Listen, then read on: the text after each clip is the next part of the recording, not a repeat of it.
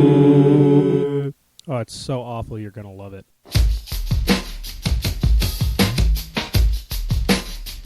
Well, here they come again. They heard that things were happening. With mics in front of faces, their lips begin a flapping. They talk about world and local news reports, and even Steph Michaels, cause she's a doggy whore.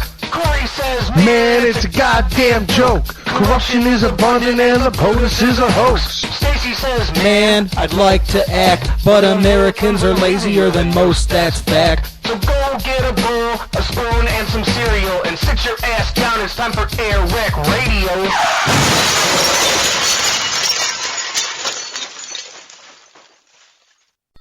Ladies and gentlemen, this is your captain speaking, and thank you for choosing AirWreck Radio.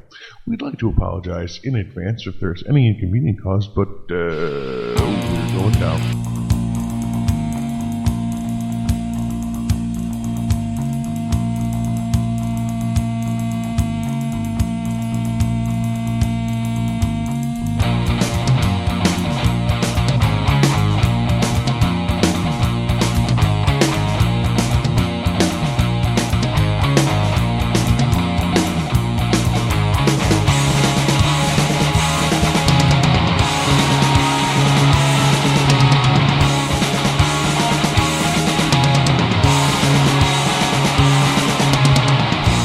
This is AirWreck Radio. Thank you for joining us tonight. It is the 23rd day of September in the beautiful year 2013.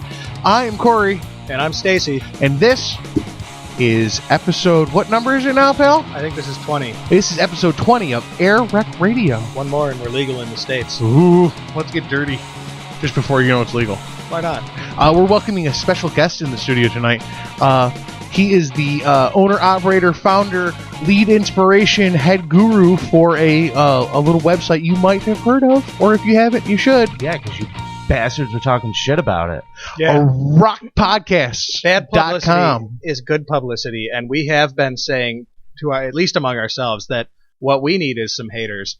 So you should be thanking us for hating on your podcast and every other podcast that we enjoy. We do that. I'm honored and thrilled. Thank you for having me. I come off strong. I kid. Thank you for having me. Thank you. Thank you for coming, because no problem. Somebody's got to freaking do this. Oh, it's like a thank you one-upsmanship. Thank you for having me. Thank you for coming. Thank you for giving me a seat to sit in. Thank you for sitting in the seat.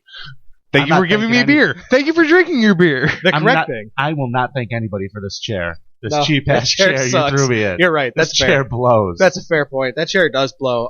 We have a couch, but it doesn't fit through the garage door.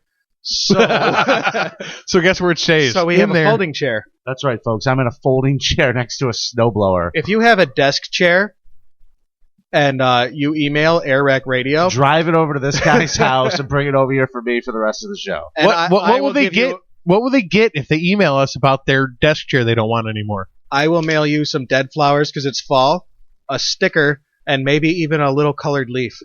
And again, I'm waiting on those genital pictures. No genital pictures. No, I'm still None. waiting on the genital picture. Not Where's mine, my not phone? Britney I got Spears'. you covered.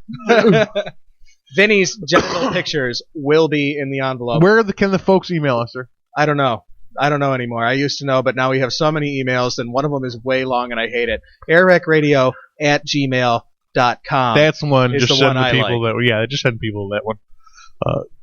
I forget to check the AirWreckRadio@airwreckradio.com one.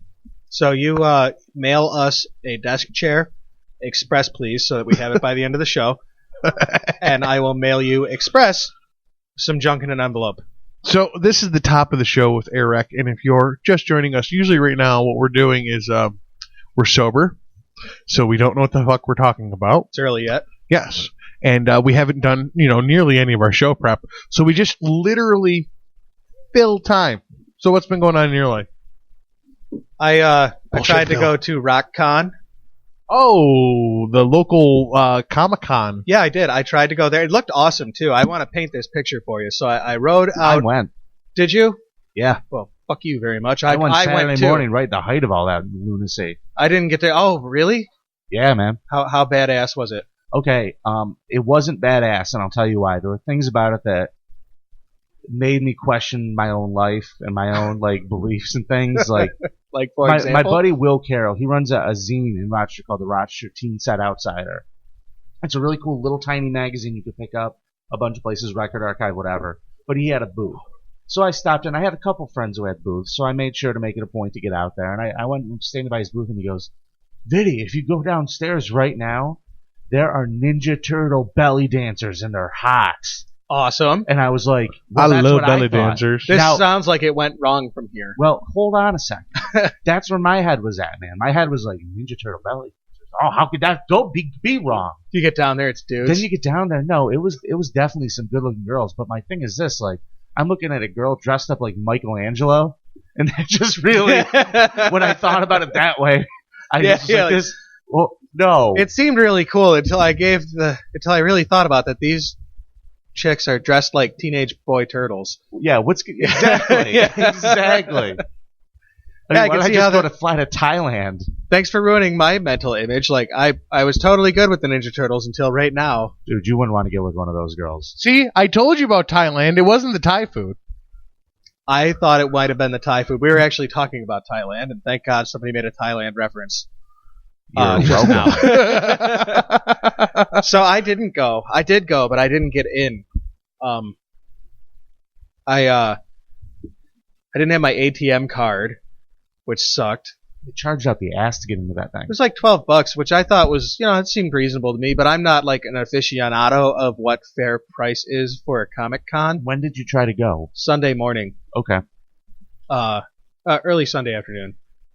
So I rode out there and I found a parking spot wedged between two vans to put my motorcycle. So I pulled into this spot, right? And there was kind of a dip down where it went from pavement to gravel. Oh no. Ooh. And I pulled into it like, oh, this is great. Danger. Look at this awesome parking spot. And then I got there, as soon as my rear tire was off the pavement and down 4 inches onto the gravel, I was like, I don't have a reverse gear. Of course you don't have reverse gear. How the fuck am I getting out of this? Well, climbing a hill with a 900-pound motorcycle. Backwards. Oh, that's not fun. No, it wasn't fun. I definitely had to stand in front of it and push it from the handlebars. It was very awkward, and I'm pretty sure that I looked like the biggest nerd at Comic Con right then. Some dude I'm dressed like pretty a sure- vampire just walks by and scoffs at Yeah, you. like exactly. Like some fucking stormtrooper looked at me and was like, "Look at this dumbass in a helmet." So Good job, Slick. I got my bike out of that spot and found a better spot. Stormtrooper gives you shit. You just asked him to hit it with his laser. Obviously. So I walked up to the Call steps some and Jawas. I saw that the 501st Costume Brigade, or whatever they're called, the Star Wars costume dress-up people, were members. They had like a booth or something going on Oh, there. they were just running around the whole time. There were some fat fucking stormtroopers standing outside at that show. Like, and they're Of course, costumes. as a fat guy, I would tell you if I was going to dress up like a Star Wars character, I mean, it'd have to be a Jedi or a Stormtrooper just because, like, of the molded plastic kind of hides your rolls. Right. Like, you take up a lot more space than a normal Stormtrooper. These guys had But really you have, good, like, a little definition. yeah. I like. So that's I like. a good costume for a fat kid. Check out Like my plastic Jedi, pecs. Jedi, you got flowing robes. Yeah, it's all robes. Yeah. That's I like. comfortable. I like fat bat. I like fat Batman Those are the with best. the Yeah. chiseled rubber, hard rubber overcover hanging over like. And it's too thin on his wide girth of a gut. Fuck that. I go Adam West style. Just blue the, spandex. the worst Batman costume ever. But still kind of cheeky, so whatever. So I want to paint the picture real quick of what it was like walking up to the Rock Comic Con. What do they call it? RockCon? RockCon. Yeah, it was. Let me guess. A bunch of geeks walking around going, "This sucks. This sucks." I didn't even get that far, unfortunately. It's at the Armory, right? So I'm approaching the steps of the Armory, and I notice a couple of cars there. One of them is a Ford Focus Ghostbuster car that's black, but it's got all the Echo? it's got all It's the Ecto 1. Ecto 1? Yeah. Paraphernalia. It had all the bullshit on the roof rack, so I thought it was cool, and it had the vinyls and shit. I thought that was pretty cool. And then I'm walking up the steps, and there's two very accurately dressed stormtroopers. One of them's in white general trooper stuff, and the other one's in the black pilot getup. Yes. And That was the fat one. Yeah, that was the fat one. And I heard they're having a conversation with each other. Absolutely. And I had such a geek boner because their conversation wasn't from their mouths to their ears. It was from their mouths to their helmet microphones to their helmet speakers. It was so cool. Did you want to get your motorcycle helmet on and link to their Bluetooth? I did. I did want to do that, but I didn't do that. I instead decided to just plunge right through and go up to the line and wait in the line. Fucking nerds. What was their conversation? I have no idea. It was like, Did you I know want to bang Donatello. Yeah. Did you see those Ninja Turtles? my mother made lasagna last night? It was It was delicious. literally like a scene in Spaceballs. Like two fat stormtroopers talking through their... I felt like I was walking into Spaceballs. Mel Brooks couldn't write it. So I get to the ticket counter, right, and I'm like, you guys take a card, because I got a credit card I can use for this. Our card machine's down. So it wouldn't even matter. That lady who ran that thing is loopy. That's why you didn't get in, because you don't have cash. I would have used an ATM at my bank, but I refused to pay an ATM fee to take $20. That's not where I'm going. I'm not fucking putting the blame on you here. Oh, all right. Dude, Good. you Then live in the middle of nowhere. You had to ride all the way back home? Yeah, but I was on a motorcycle. So Wouldn't be the whatever, first it wasn't really time- a loss. Wouldn't it be the first time he drove all the way to the armory to get to the armory to turn all the way home? It wouldn't be. We actually almost went to a UFC fight, and then we were like, "There's no fucking parking. Fuck this shit." That recent one? Then we went and got Yeah. drunk. My buddy was at that. That was nuts. He watched some 10-year-old kid get smashed, and the cops took him away. Child Protective came and took the kid away at the UFC fight. Because nothing that ever happens at the armory is any damn good. No. My partner, Mike Berry, on Don't Know Why, we do for ROCPodcasts. Yeah, man. Yeah. He was at that fight. He loves UFC. That's his deal. He's at that fight. Some kid's passed out drunk in a chair, and his whole family's like, "Give him another beer. It'll be all right." So finally, What are they, French? No, fucking redneck is what he They're was. Rochesterian. The dude took good his shirt off, he citizens. said. He said the dad wasn't wearing his shirt inside of the armory. You seen my tattoos? Yo, not for nothing. It's fucking hot in the armory. A million degrees. I might take my shirt off in the Apparently, armory. they had a cousin fighting, is the story I heard. So, Yeah. yeah. You put your dick where? No, like a cousin fighting in the event. Oh, Not like two cousins fighting. Oh, I Like- misunderstood. We were talking about Hellblazer. I got confused. No. Different kind of cousin fight. Oh, mine would have been much dirtier. So I had to leave. The end of this story. Yeah, that's bullshit. I couldn't But get it's in. 2013, and you couldn't get admission to an event because you didn't have paper. The real frustrating part about this is, I still could have got in. I could have contacted Second Prince, and Dave You or could have John been like, dude, John. would have got me in. They said they would. Yeah. But I don't have their individual contact stuff. I only have, their Facebook, and I don't know if either of you have ever tried to use the Facebook mobile app. Yeah. Yeah. About that. They get up charging money for advertisements. They can't even have an app that works. Their app The app sucks. is fucking garbage, dude. I don't get it. Their app sucks. I couldn't find a way to I don't find give a Second shit that Prince. Justin Timberlake runs all that now. I don't care. Right. Just run it right. Fix the app. You're the world's largest website with the most influence over pop culture to date, and you don't have an app that works correctly Pop culture on people's shit. phones. Culture these days. And At the end of the day, you're right. S4. I have the phone that's the best, supposedly. It doesn't work. It's the the S4 is that's the Samsung. Yeah. Yeah, he's got the S4. He's got the top of the line. I got hear the nice freaking things. best one, and the damn thing doesn't. The app doesn't work. No, not the Facebook app. The You can't get Facebook to your app's messages, garbage. You can't do anything. That sucks. It takes forever to load. It's garbage. They change it every 6 weeks, and every 6 weeks I got to learn a new app, and it's garbage every time. While we're talking about phones, this week had the release of the new iPhone 5S And 5C. and the gold one. Yeah, and the gold Which is one. La, la, la, la, It's la. back ordered until October. I had a lot of punching people in the Aggie face to point, do. right, man. I heard that the reason it's back ordered is because they've recalled Siri and are instead installing Stark Industries Jarvis Ooh. on their opulent phones. Wow. You're welcome. You just made me want to go live. It's got Jarvis? Yeah, it comes with the Iron Man suit, too. Jarvis is the greatest shit going. Wow, I said, Yeah, like, you with see a- Iron Man. Jarvis works. I'm a big iPhone user. I've been an iPhone user for years, a defender of the mighty iPhone. How many years have you been a user for? Hi, my name's Corey. Hi, my name's Corey. I've been using iPhones for 6 years now. Welcome to the circle, Corey. 5 years now. 5 years. I'm done. It's a wrap. Yeah. What was your rock bottom? iOS 7 that I refused to download and seen everybody else download. I watched everybody else download and go, oh. I hear it's great because it's more like an Android phone. No, I hear That's it's... what my wife said. She's got it. She just got it the other day. She's like, it's like your phone now. Yeah. Yeah, exactly. Except So I think without third-party apps and shit. So I think when I use my upgrade, and I have it available, iPhone, I have my upgrade available. I think I'm going to get an S4. Done. It's a wrap. I think it's a good I'll move, welcome man. you It's a to the wrap, inner circle. Jack. Yeah. I think it's a good move to move on to the Android platform in general. When it first came out, Android was full of bugs. There was a million different versions running at the same time, and everybody had their own inlays on them, their own skins on them to change the operating system. The great thing about the iPhone was consistency. A technology that worked every time. They were only one manufacturer of the phone, only one operating system at a time for every device. I think it's safe to I say. had the first Motorola Droid. So And did that he. thing was a brick. It weighed like... I loved it. It did weigh a lot, but it I was liked so that. heavy. I'm commonly on a concrete floor, so like the durability, that was a very durable phone. And I dropped it several times, loved it. But I can see why other people would not love it. It was a lot to have in your pocket. That's one of the reasons I like the iPhone, because it's small. Yeah.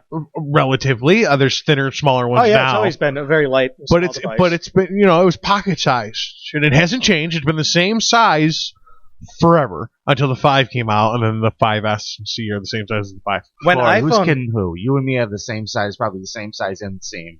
You'll be all right with an S4. You don't need to worry about no small. You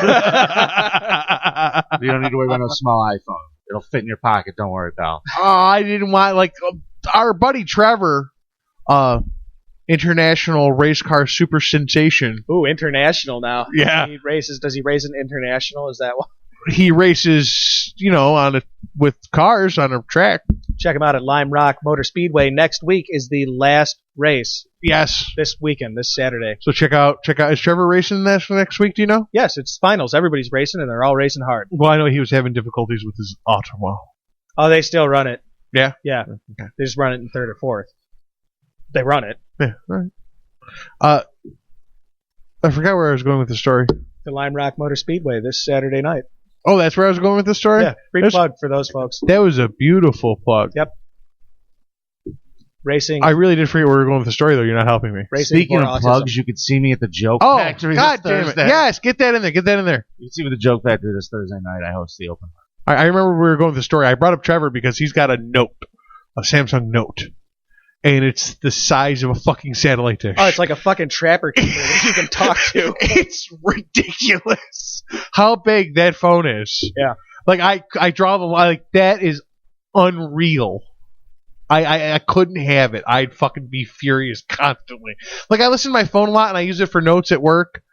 I listen to podcasts off my phone, and I use it for notes at work to write down numbers. If I had this giant phone out constantly and in and out of my pocket, See, I'd kill myself. I think that you would enjoy that phone for writing notes because it's called a note for a reason. It's But it's too big. It's got a stylus and shit. I want that whole concept. I'd love that whole concept if it was on a smaller platform. You know what blows my mind? Oh, the S4. Well, you know what blows my mind about smartphones is you go back and you watch Star Trek, even the Next Generation. Yeah. And you look at a tricorder, and it's bigger than an iPhone. It's Right. stupid and clunky. Who It's wants huge, that in right. the future? It looks like the Motorola phone that I had first. That flip open, big, The clunky. StarTag. Was that what it was called? I think it was that. I think you first might be flip right. phone. That first, where the flip part was nothing but a button cover. It was Nextel and shit. It was definitely a Motorola. Yeah. Maybe, I don't know. Fuck, who was it? Singular. Singular had it. It was And I think AT&T's Nextel predecessor. Came from Singular. We are really geeking out on phones tonight over my Tony Stark fucking Jarvis joke. Yeah, I don't know what the hell That's happened not here. really happening. No, unfortunately, Damn. that's all fiction. Iron Man also fiction. Really? Yeah. I thought it was a documentary. If you fall out of a plane, Iron Man's not saving you. No, that. Oh, I thought this was Crank. where I could fall out of a helicopter and smash into the pavement at 16,000 feet and be okay? No, I don't recommend you do that. No? Okay. No. You sure? So, Vinny, Yeah. What do you got going on? what?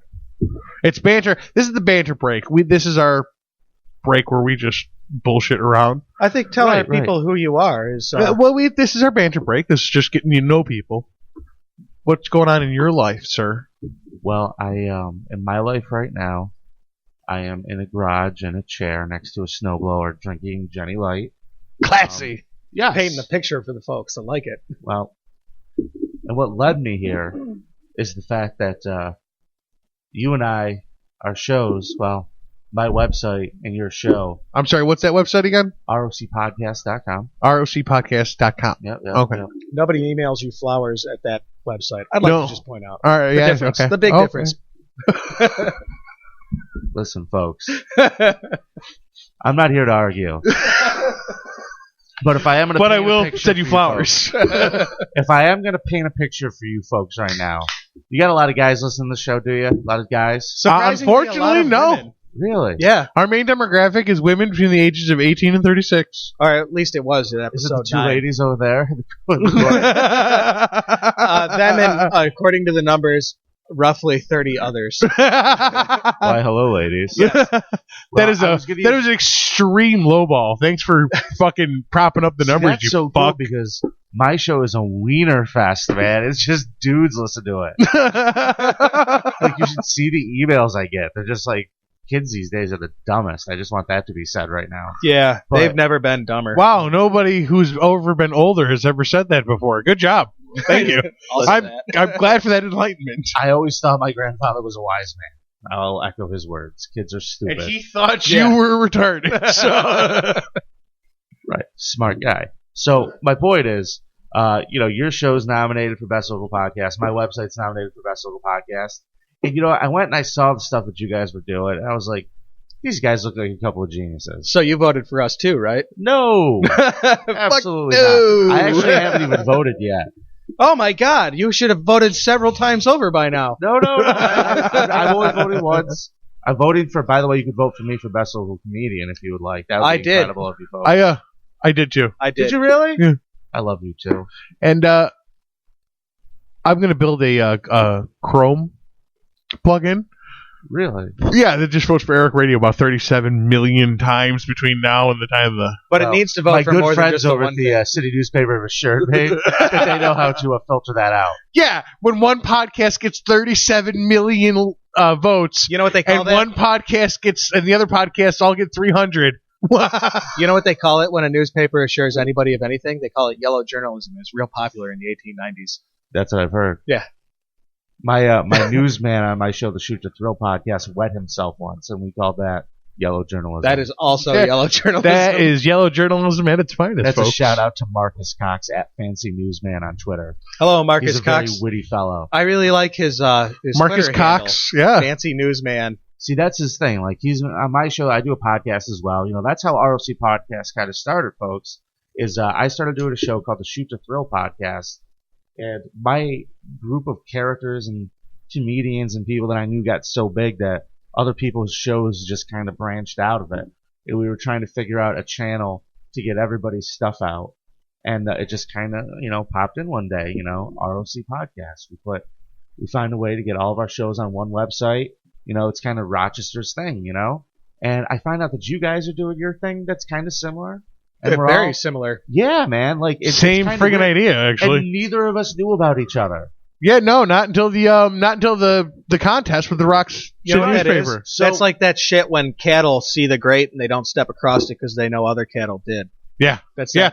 that memory thing that I was talking about. morphic memory. Thank you. Morphic memory. That's what that is. Well, here's the beautiful thing with ROC Podcast. What's happened is, since I started it, we've added a bunch of other shows, just from other random podcasters, not people who are in the Shoot to Thrill, family of podcasts. Just like Yeah, some the other original shows. shoot there. Yeah, like the Mental Overload show, Sound of Tomorrow, the Chowder Room with Homeless Mark from 94.1 The Zone does a podcast for Fucking us. chowder room, man. Dude, Fucking, he's we're going so to go to the funny, chowder that kid. room. That kid is Chowder. that kid's brilliant. I love him. I absolutely love him. We have a sports show called the SCO Zone. We also just added a new fantasy football show. So if you want to get I fantasy thought I saw football that. advice, you could tweet at @WideRighteous, which is a wonderful name for a show. Oh, that's what at White Very Righteous nice. is. All right. Yeah, it's all fantasy football advice. So we got that. We also have local vocals. So if you want to know what's going on in the Rochester music scene, 100% local music. It's a podcast. You go there and you'll get great playlists, and that's from the guys at the Rochester Insomniac. So it's really become this awesome collaborative effort of local podcasters. So when the whole vote came up, we all said to each other, you know what? We're all kind of like a big family. We all work together. Let's all just say, you know what? We want the website to be nominated for Best Local Podcast. And that's what we told our listeners to do, was vote ROC Podcast. And we made the ballot. You told your listeners to do the same thing. And so here we are, and we sat down and had an armistice the other night. We had a little bit of a... Yeah, it was like it was definitely like a fig leaf, or what is it, olive branch meeting? Yes, an olive branch reading.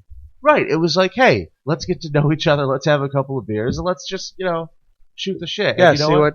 Long story short, if I were to compare what's going on in this room right now to anything, I would compare it to when Vince McMahon showed up on WCW Nitro and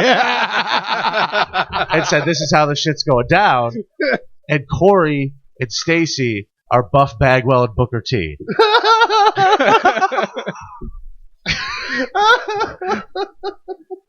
I kid. Great I kid. I dig it. Great 90s wrestling reference. Early 2000s. Early 2000s. No, but I'm kidding. I'm absolutely kidding. You know what I said to these guys? I said, what we're about at ROC Podcast is syndicating and putting out the best shows that are local in this city.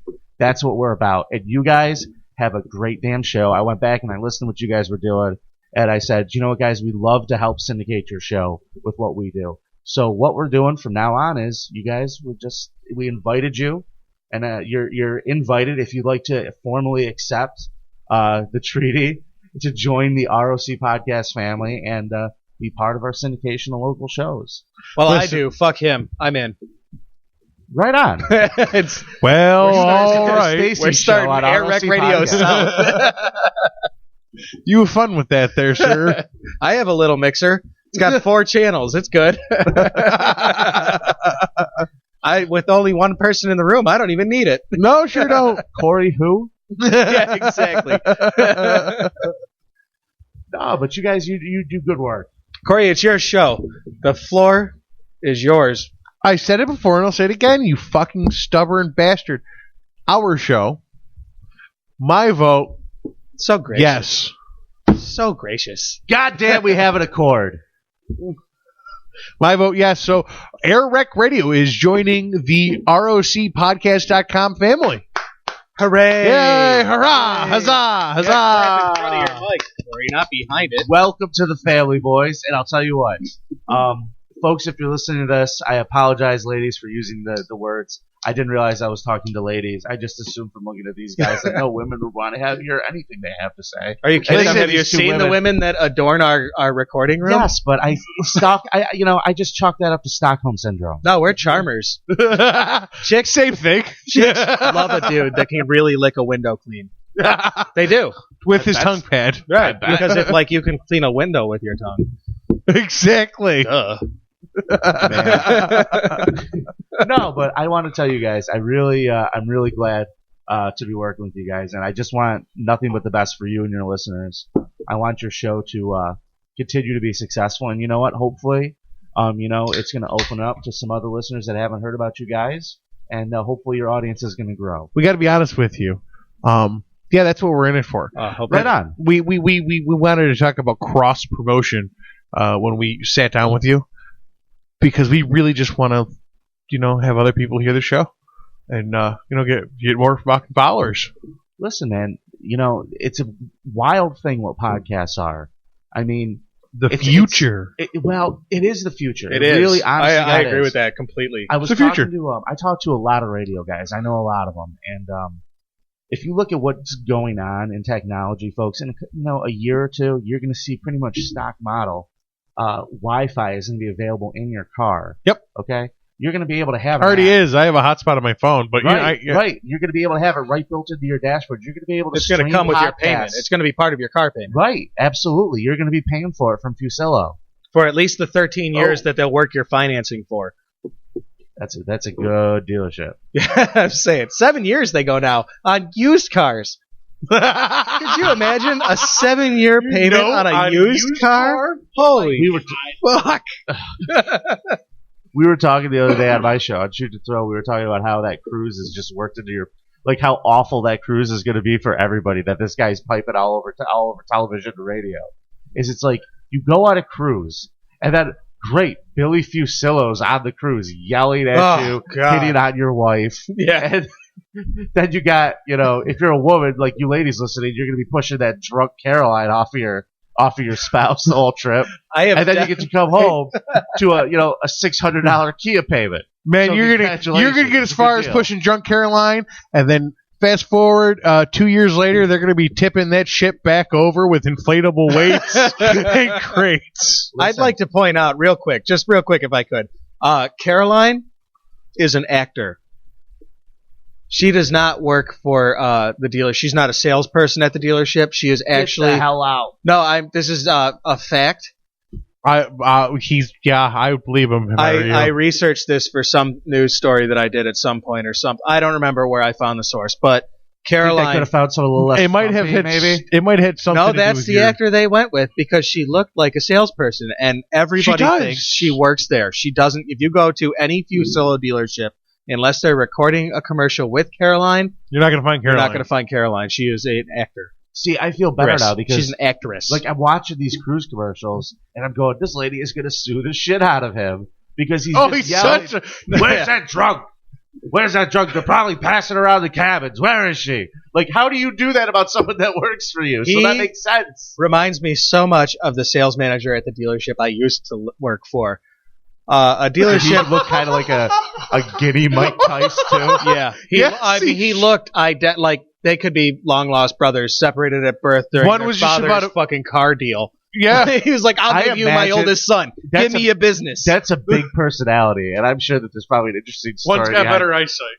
The senior Fusillo. I'm sure the senior Fusillo has a couple others. His father, like the Fusillo father. Yeah. Oh my God! Yeah. I bet you there's a lot of like Billy clones. I used to roll with Al Capone. Probably, I'm thinking. Maybe. That's a guess. That's a completely off-base guess because we love to tout Billy Fusillo as a charitable figure. Because who's that? Do they pay that Hispanic guy too? No, he actually works at one of their dealerships. It turns out that there are not a lot of Mexicans who will hold down two jobs. That's a horribly inaccurate statement that I've just made. I'm sorry to have made it. Love it. These are not the views of ROCPodcasts.com or AirWreckRadio.com or me. Or things that come out of your mouth because this is what we do. I emailed them about something to do with please accept my credit application. It was something to do with a credit application. I bet. But I emailed that Luis Rodriguez, I don't remember what his name is. And you got Sanchez, a message back. Romero. Hola, Corey. They have not stopped emailing me every day since. Is he sending you genital pictures like you requested? No, he has not sent me his genital pictures at ericradio@gmail.com. Maybe you haven't made it clear to him.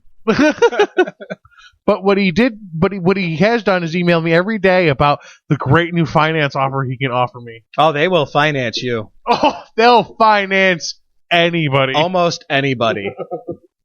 Almost anybody they will finance.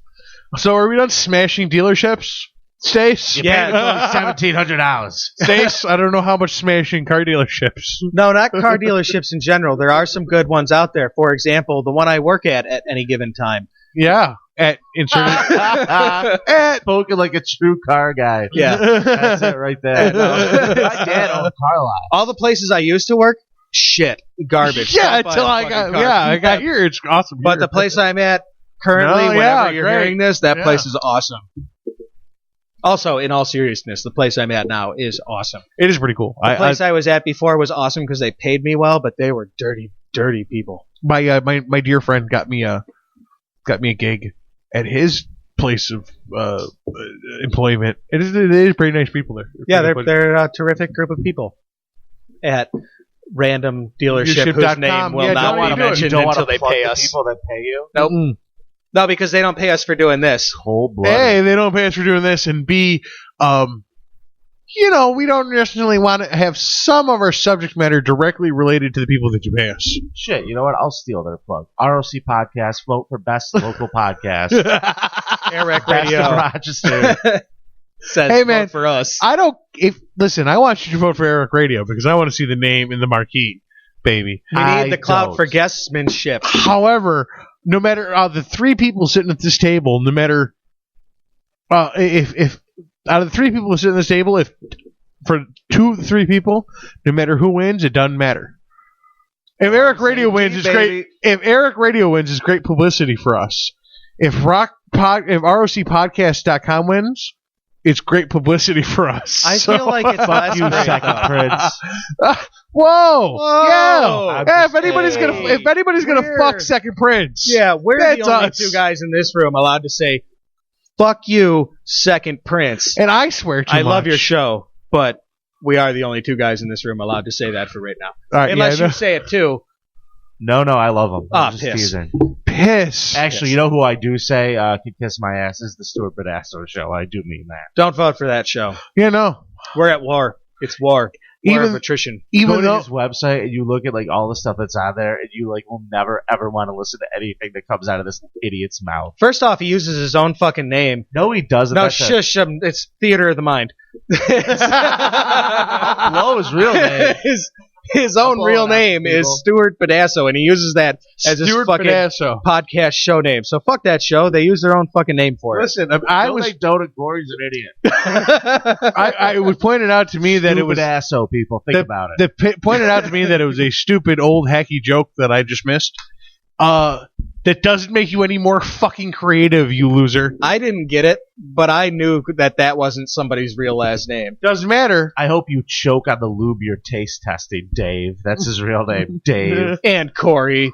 Not Dave from Second Prince. No, not Dave, Dave from stupid Second Bedasso. Prince. No, he's a cool dude. A different I bought Dave. some Dave comic from books Second from those Prince guys is at great. RockCon. Did you? Yeah. I bought some comic books from them too. Have you read Superior Spider-Man? No, Are you a Spider-Man guy? I don't so much love the Spider-Man. I'm a DC guy. Oh, piss on you and your terrible taste in comic books. You're out of your mind, sir. That could be too. There's a very good chance of that. Yep. So you're a Superman, Batman guy, or like the I Green just Lantern? liked DC. I liked the universe. Their whole canon. Whoa. Okay. Yeah. Whoa. I like Lex Luthor a lot. I have a show idea, Stacy. I do a podcast with Caveman Lex Luthor. Did you know that? I have an idea, Stacy. Vinny, John, DC Comics, go. Oh my god! It would be a detonation, I believe. I tried to read the New 52. I started reading that. You know what that's all about? They I have an reset- idea that they've relaunched their Well, entire Marvel canon. did the exact same thing, like not long after, because DC sold so many comic books, but it got really bad really quick. It's good to do The a Batman relaunch. stuff was real good. I gotta think because They they relaunched Action Comics and Detective Comics and stuff like that was sacred that they've never touched. Mhm. Like Action Comics is where Superman started, and that was it. It was just always Action Comics. They never reset it, and they did for this. and they did I didn't realize that they did Yeah. a restart Everything. of like even their old stuff. That yeah, oh shit. they sold a lot of comic books. They boomed, and that's why. They've screwed up all of their marketing and their contracts and stuff for the movies, but you know Marvel's way ahead of them in that department. Obviously, Disney owns them, and Disney See, knows but how I to make still a think movie. DC has way better movies than Marvel does. Yeah, until they make Green Lantern.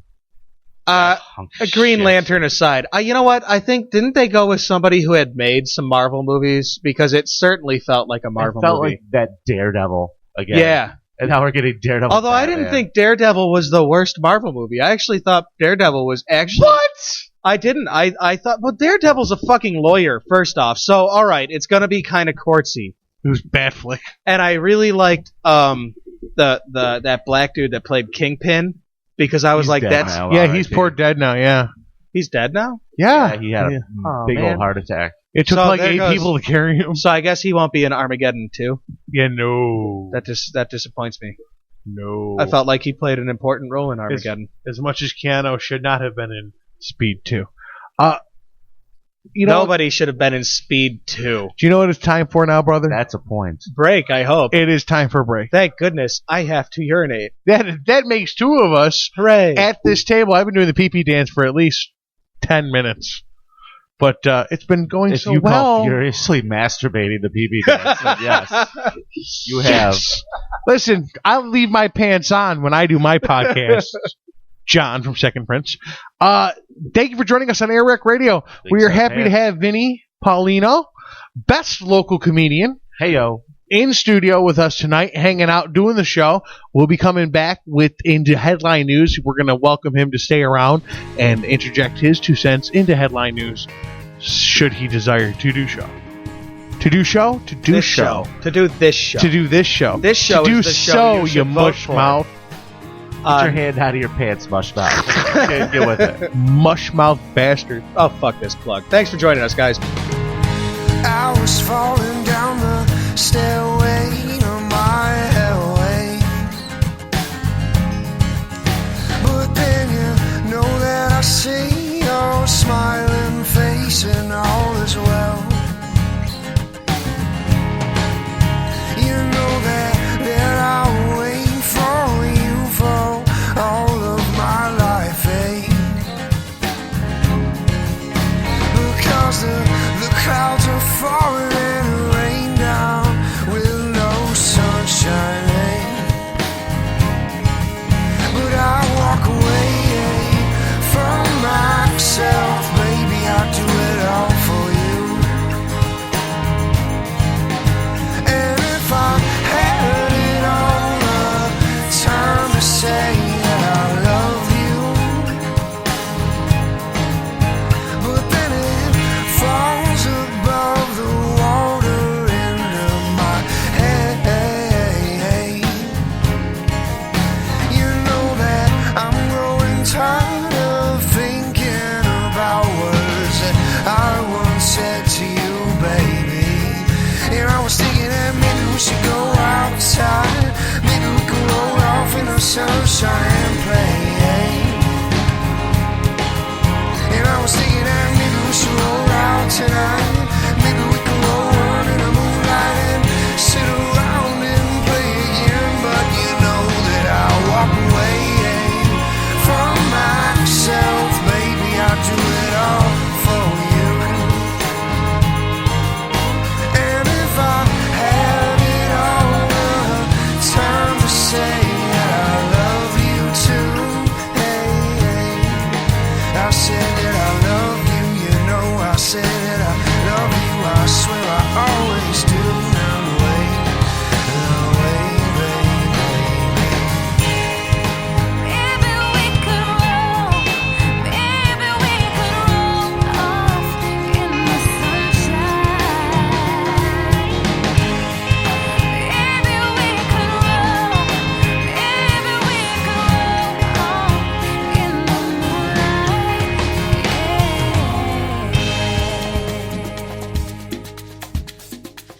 Bienvenidos a todos nuestros nuevos amigos latinos. Esperamos que usted habla inglés. Porque no hay subtítulos en radio. Esperamos que disfrute de AirWreckRadio.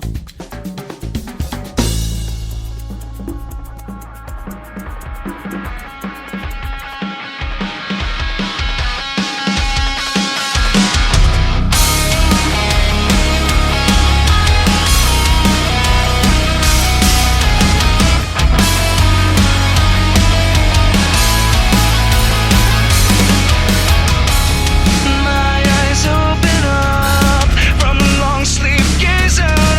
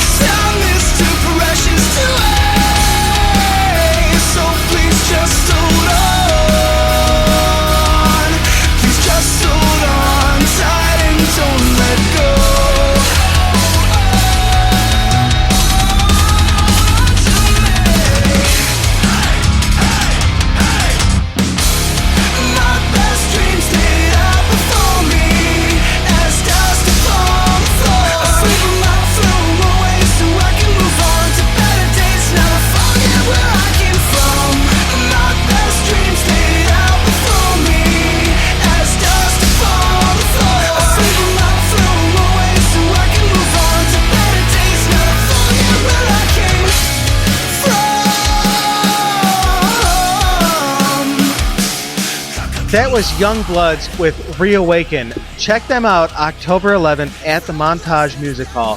The first 75 folks there are free, so check them out early. You get in for free. Better yet, check them out late. Then you can pay for their music that they're providing to you.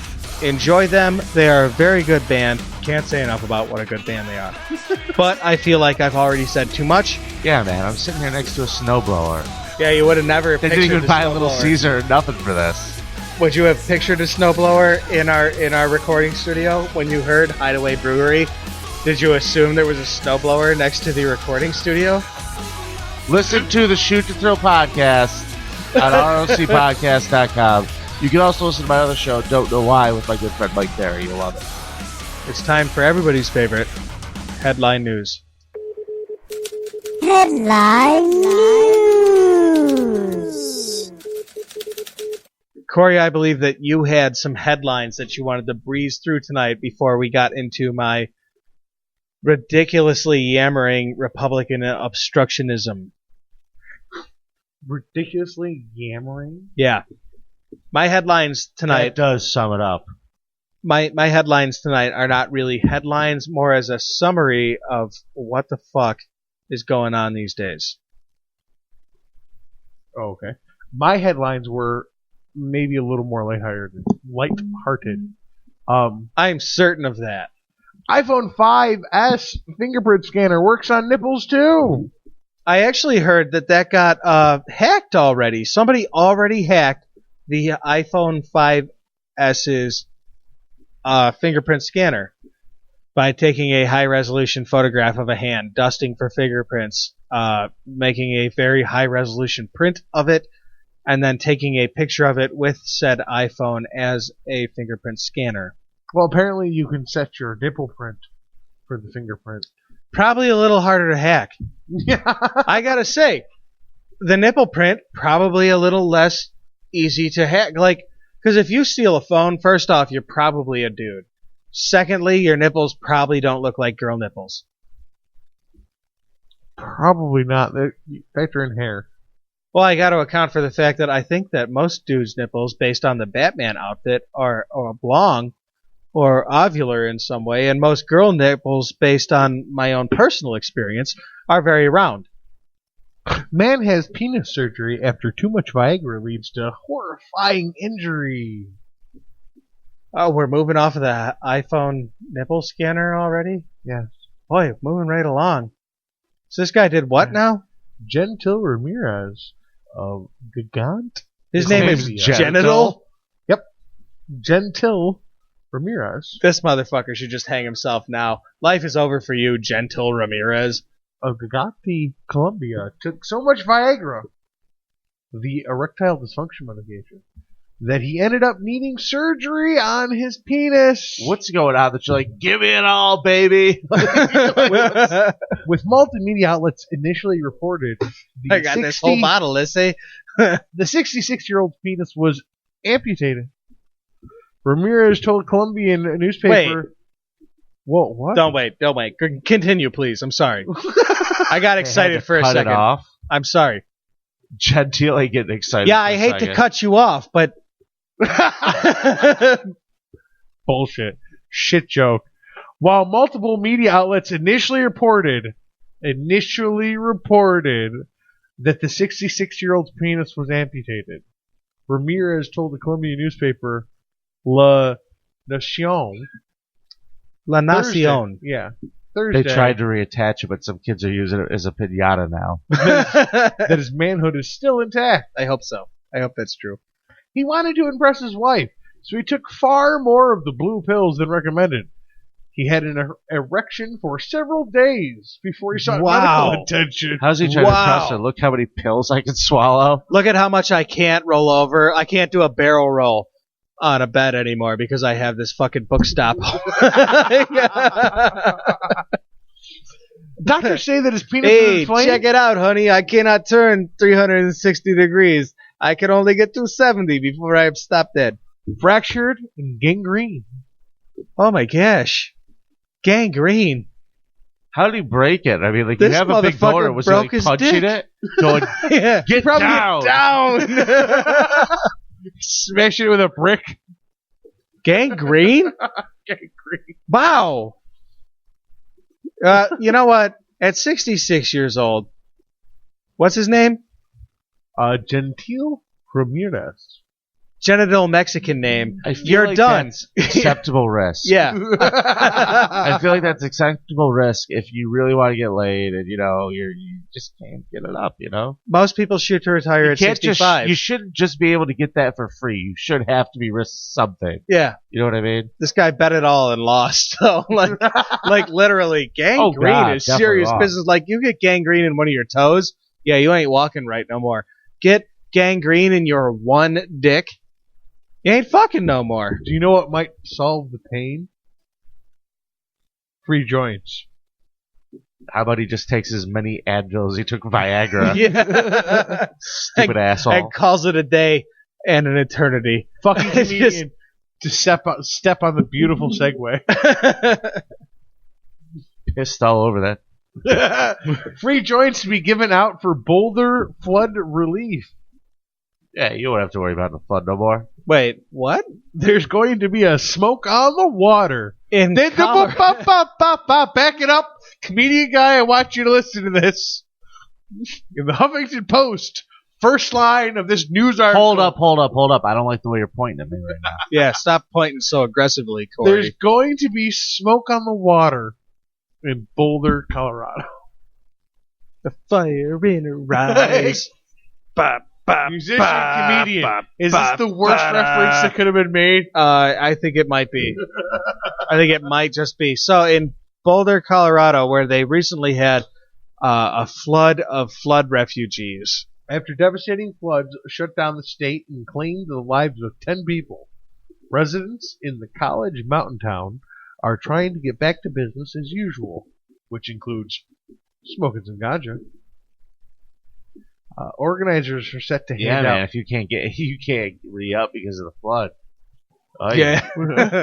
I used to know this dude who was a legitimate businessman, man, but then washed his the fuck business away, got dude. washed away in a mountain flood, dude. Like Deep Purple. And like now that shit is legal, bro, so I just really feel like I should be able to say, hey man, give me a joint, man. It's legal, man. Organizers are set to hand out free joints today on Boulder's bustling Pearl Street Mall. I gotta say, Colorado, even with a flood, still pretty awesome. Too many lunatics with guns. Are they a big pro-gun state? I don't know. Columbine, Aurora. Yeah, Okay, yeah, all right. Maybe they had some issues with guns in Colorado, maybe. Okay. Well, now that there's some pot smoking, I feel going like on, they maybe more we'll had see their that'll issues come with down a bit. gun-toting lunatics than they did with particularly guns. It's to be easier to sneak guns around a bunch of high people. Are you kidding me? I don't know. They recently just snuck guns around a bunch of fucking naval officers. So, I mean, if you can get them past a bunch of fucking Navy private security guys, perhaps it's not that unreasonable to think you could get it past a bunch of fucking Ohio school teachers. Oklahoma. Where were we talking Colorado. about? Colorado. Thank you. Colorado. Boulder, Colorado. Yeah, I'm sorry that I got my Midwestern states and also Erie states confused. But still, if you can get it past a bunch of fucking Navy private security guys, you'd probably get it past a bunch of fucking Colorado security guards. 23 goats were stolen using duct tape. Man, if I had 23 goats and a roll of duct tape, I'd have 23 goats more All than I taped had together. right now and less duct tape than I walked in the room with. More than 20 purebred goats, most of them pregnant, were stolen from Hawaii farm on a full moonlight night They purebred goats? with duct tape used to keep the animals from making noise. Do you understand? They duct tape their hooves and mouths? Sometime between Thursday night and Friday morning, 23 valued goats for a total of $10,000 were stolen from Kahoku Goats, a 1,250-acre farm on Oahu's northern shore. 2 bucks were left behind with ropes around their neck and duct tape over their mouths, he said Monday. They were left behind hung dead, or Doesn't specify. that sucks. But they were certainly weren't dead because I'm seeing a picture of the goats walking around with the. One of them has a noose around its neck, like No, they Ariel have Castro, their but leashes. still walking. They're rope leashes Oh, I see. and duct tape around their mouths. They don't go. "Ah." It's like that old joke about the school that had 3 goats let loose in its halls. This was a senior prank of a high school somewhere. That never existed ever. Okay. No. This is a real thing that may or may not have happened. I read it on Real Things That May or May Not Have Happened.com.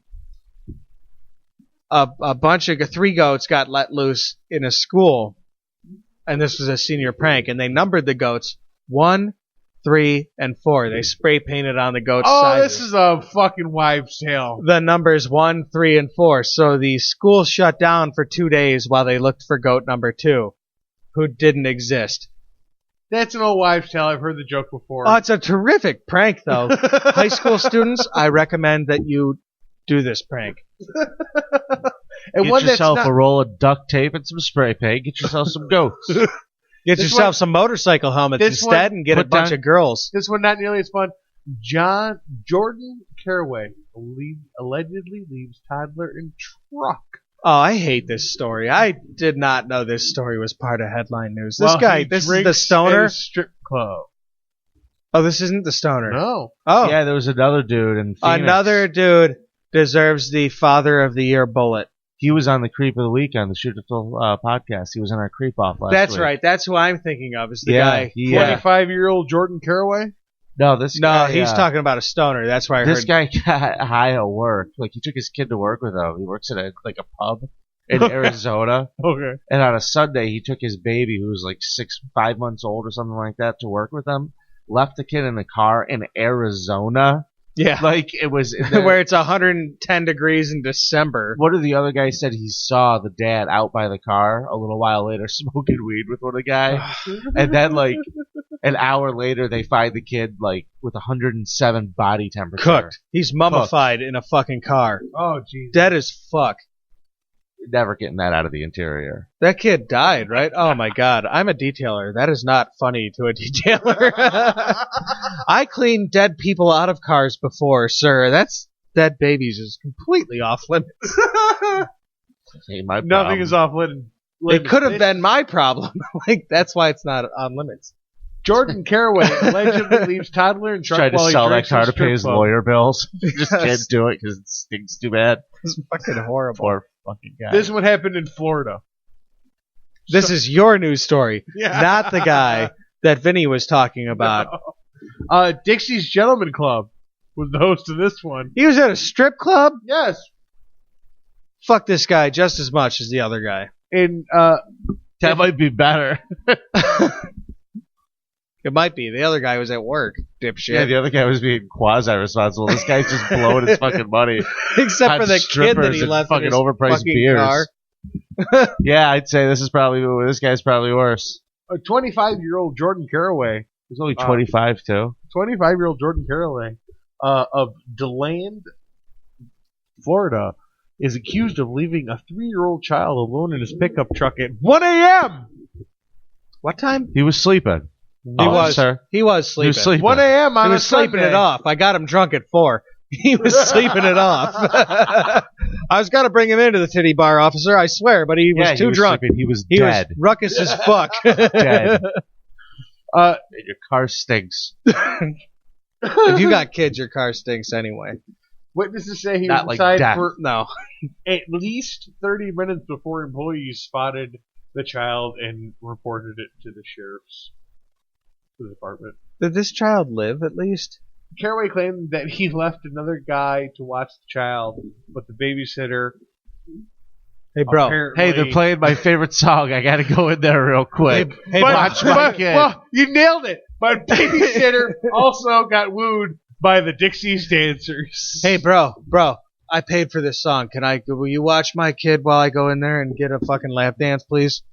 And then No, you're like, dude, yeah, to the sure, middle of this dude, one, then I gotta whatever, wait man. another one. And then I leave, and you look at your buddy, and you're like, fuck that guy. I'm going in there. I love this song. I'd be like, screw it. Yeah, sure, no problem. Then Yeah. I'd sell the kid. That's all I got for stupid. So wait, did the kid die? No, it was fine. He was just sleeping. Good. It was nighttime, so it was. Oh, hot thank in the God. sun. The story Vinny was talking about, the kid died in, which is Apparently. sucks so fucking bad. Yeah, I was going for funnier news today. I don't know.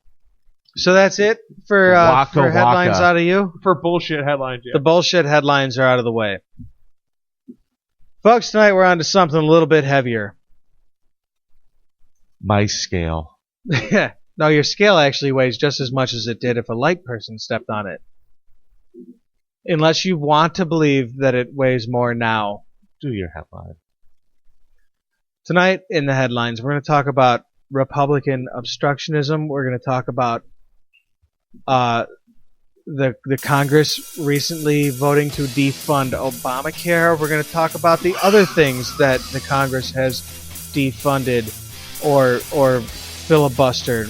Fucking here we go! Yeah, we're about to get into it. But until we do get into it, hang out for a song. We're going to go to a break. When we come back from this break, we're going to get into some heavy headline news. There's colors on the street, red, white, and blue. People shuffling their feet, people sleeping in their shoes. But there's a warning sign up on the road ahead. There's a lot of people saying we'd be better off dead. Don't feel like seeing, but I am to them. So I try to forget it any way I can.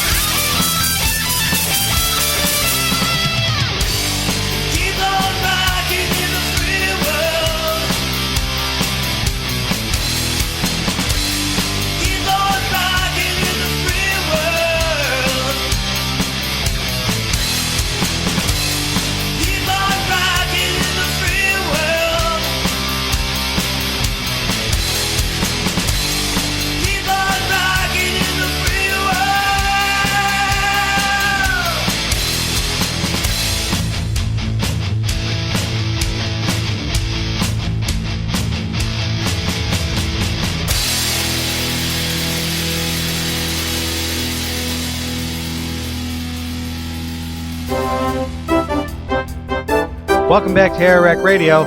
It's time for girl news. Guess what? What? I fucked a Brazilian. Oh my god, you slut. Wait, how many's a Brazilian?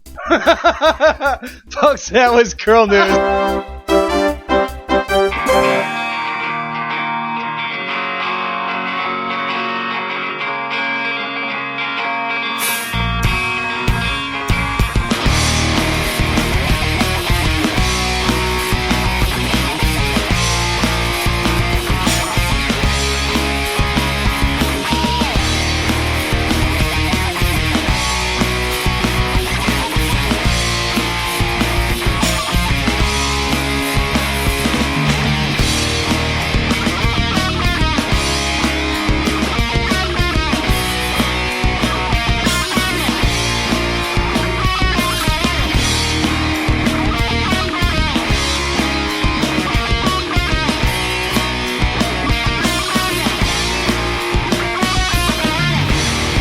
It's all the same, there's nothing left to say. See eye, like a face that bleeds. It's all I ever see, like a story of dying dreams. You hear these cries, I see it in you. But you know, it's a hell that's waiting for you.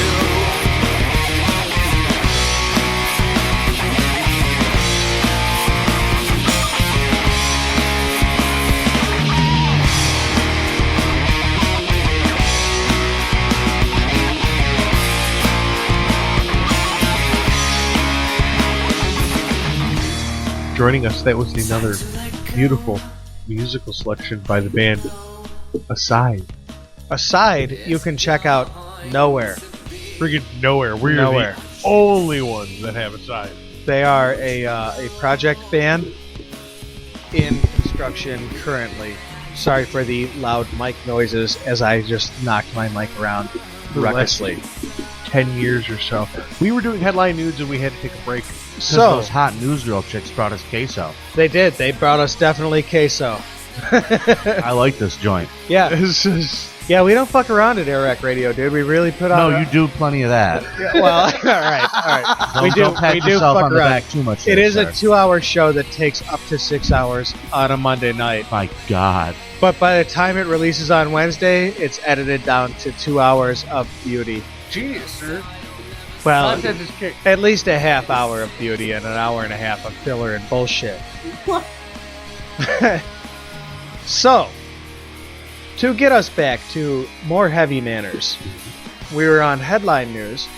Tonight we're talking about Republican obstructionism. Now, I hate to look at government and say, oh, Republicans are doing this and Democrats are doing this, and here's why I hate to say that. Yeah, it's way too easy to point to. Like, It's so very easy to point at a group that doesn't even really exist as a whole proper anymore.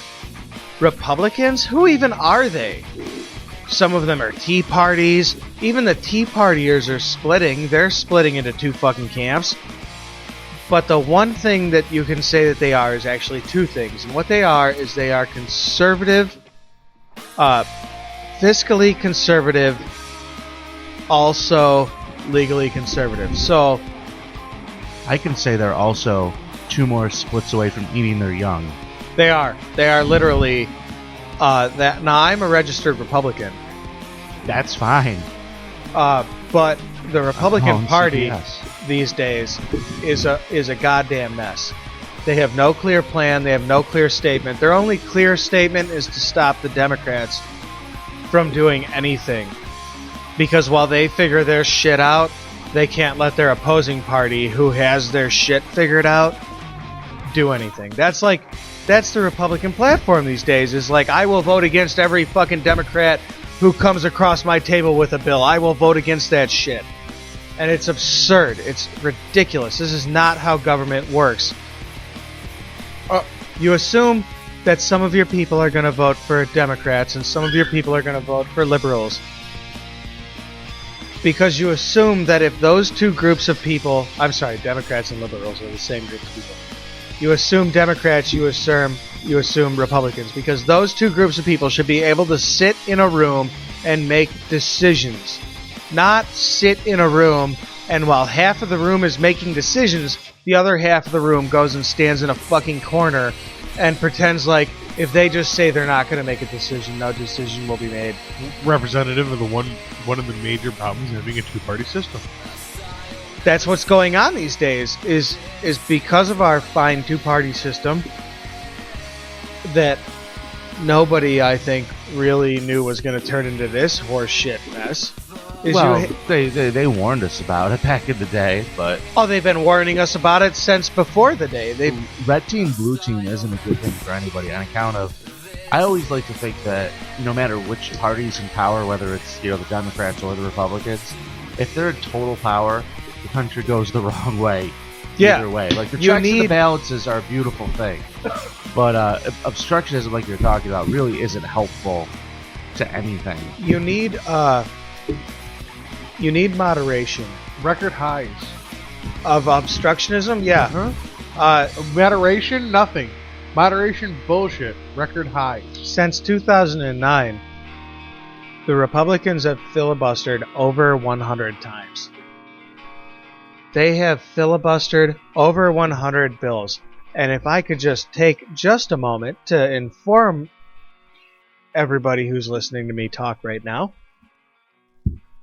the Republican filibusters were things like the Paycheck Fairness Act, the Elder Abuse Victims Act, the Wounded Veteran Job Security Act, the Radioactive Import Deterrence Act. Are you fucking serious? Democrats are really, really good at naming bills. I gotta say, though, the fair point to raise here is that I was gonna make it. The name of an act doesn't really determine what it does what were the do. earmarks on that act? What were the side notes? Michelle Obama's Spanx. Yeah. Like, just cases of them. .com. Many of the acts that have been filibustered by today's Republicans include things like the Jobs Reform Act, which was actually called the Small Business Jobs and Tax Relief Act.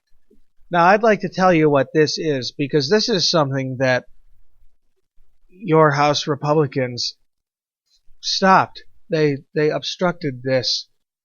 This would have been a 10% tax cut for small businesses worth up to $500,000. So, small businesses could have saved up to $500,000. Well, it's small businesses. The Republicans, I know. Who cares about small business? We want to support Walmart in this country because that's who Republicans seem to be pointing consumers towards, is Walmart. It's not even that, man. The It's way I not look at literally that, but that's where it's going. You know what I look at it as? I'm an independent myself. I'm not registered in either party, and I was a registered Republican, and I just became an independent maybe a long time ago. And I'm not a libertarian. I'm not like that. I'm more of a liberal these days. But I will say this. It's hard not to be with what the Republican Party is doing. It seems like a boys' club. It always seems like a boys' club where it's like, oh, well, Giles' company is over there and they need their help. So, and now, we bailed everybody and their mother out. It seems like everybody's just glad handing and there's nothing you're going to be able to do about it. You know what I mean? And I think that statement right there, everybody's just glad handing and there's nothing you can do about it. That right there, that's the fucking problem. That's what we need to nail down, is that there's nothing you can do about it. Horse shit, I say. Horse shit, I say. Bullshit. Go out there and vote. No, that's horse shit. No, it's not. ROCPodcasts.com, best local podcast. What a way to slug it in there. What a dick plug that was, and I'm absolutely not going to refute it with an AirWreckRadio plug, because I feel like the general point is more important. Go out there and vote. Don't vote for any of the incumbents. Bullshit. Don't vote for the incumbents. The Bullshit. Incumbents are... What is bullshit? Bullshit. What? Go out and vote with bullshit. Fuck you, vote it's for- bullshit. you That's can- what you do. You can vote for non-incumbents all you want. It's fucking rigged anyway. All right, You're well, not gonna- Corey says go out and buy a gun and overthrow the government. That's not what I said. Well, what do you say? But You want to call bullshit? I hope you have something to put in. I do want to call bullshit because you tell people to go out and vote for the non-incumbent, but it's not going to matter anyways because even if the non-incumbent got in, even if the far party gets in, it's too alluring of a fucking game not to fucking fall into. The game itself is fucking rigged, and even if you do get in, you're going to fall into the same fucking line as everybody the fuck else has for the last 200 fucking years. So your point is, it's not a fight worth fighting. Give up now. It's not a game worth playing. I didn't say it wasn't a fight worth fighting. I said it wasn't a game worth playing. So what do you do? What do you do instead? What do you advise our listeners to do instead? I'm not the great advisor. I am not the great, stoker to flame. Well, you want to tell them it's bullshit. I expect you to have something to say past that. That's still not the answer. What is the answer? I may not know what the answer is. You don't but I have know an answer? but I Guys, don't know you're asking that questions that's bigger than yourselves, John. Well, I would like to Questions say bigger that I than do yourselves. have an answer, and it's not a perfect answer, but the answer is get the shit out there and vote non-incumbent. I don't care who you vote for, but if they currently hold an office, they are fucking shit up. Period. And the next guy that's going to hold that office is going to fuck it even harder. Well, then you can Unless slide you vote down. me, Vinnie Paulino, best local comedian. And mayor. And mayor. You can slide down your ladder of despondency. Go ahead. Be despondent about things, but I refuse to accept that as an argument for course of action. Well, fuck it. It's not fucking worth it. I'll just be despondent. No. Get out there and do your things. You know what? You think they're fucking up so bad? Get out there and run. Get out there and make it better. Do what you can to make it better. You want to talk about how shit's fucked up? This represents that the point that you just made represents a serious number of people who are sitting on their asses and doing nothing. And they might say, Stace, what are you doing? And I would say, I'm talking to 500 people right now. And that 500 people is not a lot of people, but it's more than the other people I know are talking to. So That's very inspiring. I'm not going to fall into despondency. I'm not going to step into that place where I say, the system's too fucked up to save. Fuck it. I'm going to point out what's wrong and say what I think we can do to make it better. And what I think we can do to make it better is pay the fuck attention. Our Congress, our House of Representatives, and our Senate is the proper order of things. Is that correct? You pointed this out to me earlier because I couldn't keep it straight. Currently, the Republicans, and I hate to say that because I am one of them, is filling an obstructionist role. All they do is stop things. Things like the Veterans Retraining Act. Sounds terrific. But we don't get to know more about it because it sounds terrific. I solved that problem. I personally already solved that. How did you do so, sir? The veteran retraining issue. Yeah. And the millions of veterans, thousands of veterans coming home from overseas who don't know how anything to do but be a soldier. It turns out that there's a department inside the government who's lacking skilled, hardworking labor, who needs to train the entire department to digitize things with computers. Well, the DMV can't handle all our returning veterans. Oh, no. But the Veterans Association can. Probably. The VA is plagued with files that they can't get through. Oh my God, the VA thing is a ridiculous. Lots of dudes waiting for legs. That's terrible. It's incredibly ridiculous, the VA situation. But they're also short on a workforce. They keep complaining they don't have a good workforce. Yet there's thousands of soldiers sitting at home not working. Right. Hard-working, give loyal, these guys jobs.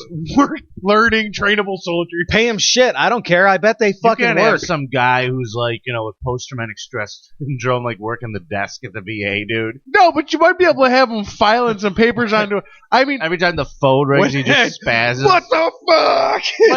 like a year ago, I He read just it. sets garbage cans on fire as his decoys and shit in the office. I just like burning shit, man. There's no tactical you just recourse like, here. hey, could you file these, Jerry? What's the point? He starts doing a barrel roll over the counter. A year ago, I read an article where they had to remodel the headquarters in Washington because all the paper files were causing the floor to cave in, and they demonstrated How like all those paper files would fit on a thumb drive. they demonstrated how the floor was caving in with the 64 megabyte iPhone level application. Which would have held all this data All of it. and the entire discography of WCMF. So that solves that bill. But I'm sorry, we were talking about, and we got distracted about, and you had a bigger point. I and definitely wanted to keep was that. trying to go somewhere. Yeah, I with know. I this. want to go back to it, so we'll go back to it. Fuck it. You made your point, you know. Get out and vote for the incumbents in. Non-incumbents. No way. You said I'm pretty sure you said vote incumbents. No, I I was listening. definitely. Yes. If Vote they incumbents. AirWreckRadio. vote Louise Slaughter. Vote for her for best local Vote for politician, career and politician. then vote for her again as whatever current position she holds. As best pizza Ridiculously. Chancellor. Yeah, Chancellor. Chancellor of Slaughter. local area. Listen, Chancellor Slaughter sounds we need terrifying. an emperor, and it might as well be Senator Palpatine. I've heard it before. You've heard it before. If you want to run for office, you shouldn't be elected. And I'm starting to stand behind that statement. That's Some a great people statement. need to want to run for office. Like, it should be like something that you're begged to do. The greatest of the great should be begged to do it. Certainly, politics should not People be should a be career. banging down my door, kicking it in, going, Vinny, we need you. Yeah, we Like, need your fucking vote. We need or we need you to be our senator. Our Vinnie Paulino. For Mayor. America. Vote America. Vote Vinnie Paulino for Rochester Mayor. that A doesn't vote for sound Vinny like an Paulino American is a name. vote for progress, a vote for stability, and a vote for best local comedian. What terrific buzzwords those were until best local comedian. In which case, I suggest that you vote for Vinnie Paulino as Integrity. best local comedian. Ad brought to you by friends of Vinnie Paulino. Best local podcast, AirWreckRadio. Never heard of it. That's fine. You don't need to hear from. You don't need to have heard of it. You know how many votes Second Prince got because the fucking bakery down the street wanted their fucking vote for best bakery, but you still had to vote for 40 fucking things. How many? I don't know. I don't have that number in front of me because the voting's not done yet. But Second Prince has the first spot on the ballot, and Democrats and Republicans will tell you how important It's it is alphabetical. to be the first spot on a ballot. Doesn't matter. Some people don't think about that. That's true. No, the first Some spot, people totally you wanna just be- want to vote for the best pizzeria. You want to be A or C. Those are the choices. You Yeah. want to be the. We're Yeah, B. By we're the way. not either of C, those. baby, right here. Vote C. B B. AirWreckRadio. at B is for airwreckradio.com. bullshit. C is for cunnilingus, and you love it, ladies. Ooh, that's not a you fair vote for plug. ROCPodcasts.com. That's a very good plug. Plug war. That's terrific. So, speaking of Republican obstructionism, Yes, I wanted to get back to it because we had more To get points back to to make, it. and we were being fucking fuck-offs. I hate to point at the Republicans. I do. I hate to point at them and say, this is what they're doing wrong because I'm registered as one of them. That's the most healthy thing. To be registered as one of them? And then be able to look at it for what it is. Yeah. That's what the party needs. They all think they're all geniuses. Yeah, That's they the need party's insiders problem. that are like, maybe I did something wrong. Maybe I'm wrong about this. All these groups are just breaking off and sniffing each other's farts. None Because of them they're have a clear so direction sure for anything. That what they're doing is right, but then they look at their votership numbers and they're like, maybe what we're doing is not right. Let me smell your butt and tell you what you're doing wrong. The Republicans have voted down things such as President Obama's, and it's referred to as President Obama's because it would have got his vote. Jobs Reform Act. This would have resulted in a 10% tax cut for small businesses worth up to $500,000.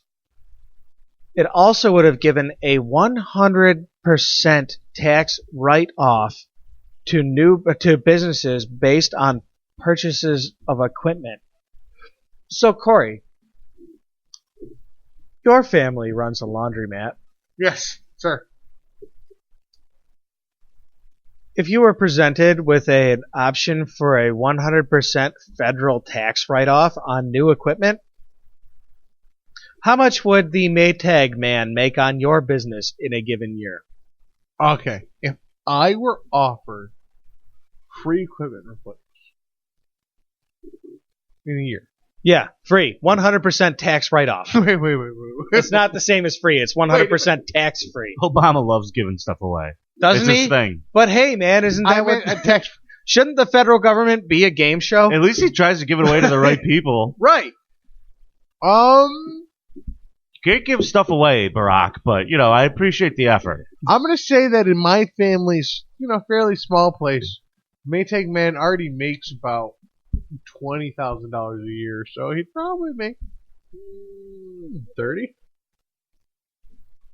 You don't think with a 100% tax write-off, you guys would update your fucking washers and dryers? We would. That's why he would make 30 because he for makes, only $10,000. He makes $15,000 a year in maintenance and fixing old stuff.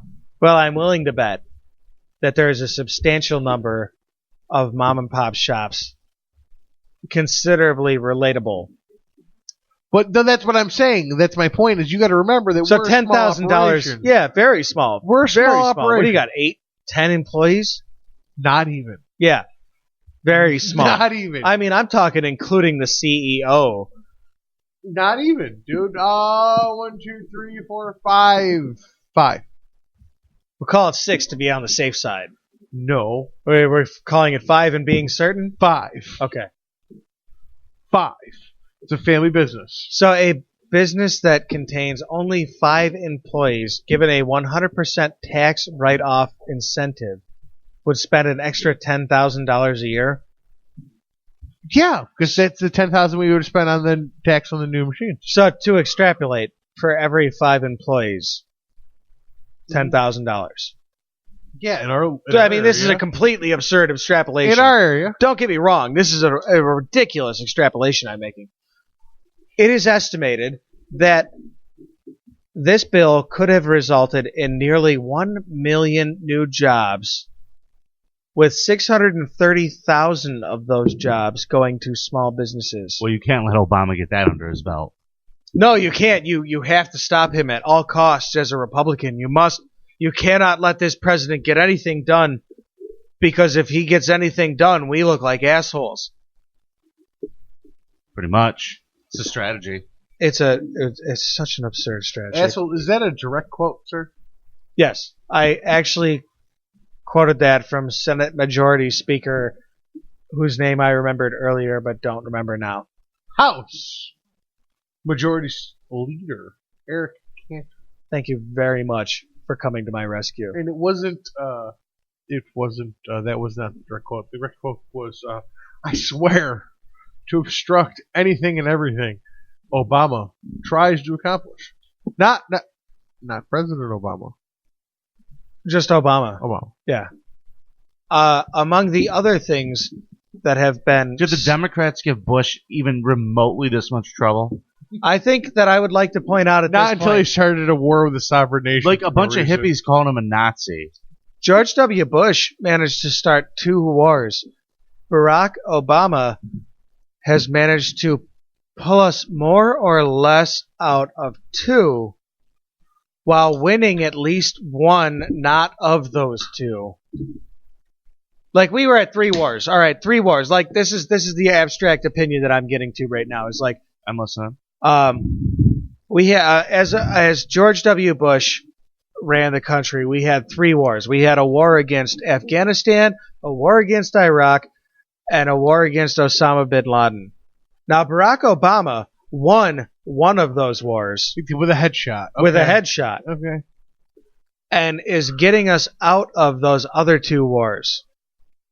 Until Syria comes along, and then he's like, well, folks, I said that This is time for me to this bail. is a red Here's line. your problem, folks. So we've got to get in there. And the American people were like, no, we fucking don't. Because I'm in junior high, and I said if you touched me, I'd punch you in your face. You touched me. So I never now thought that I would utter I these have words. to punch you in the face. I never, ever in my life thought that I would utter these words.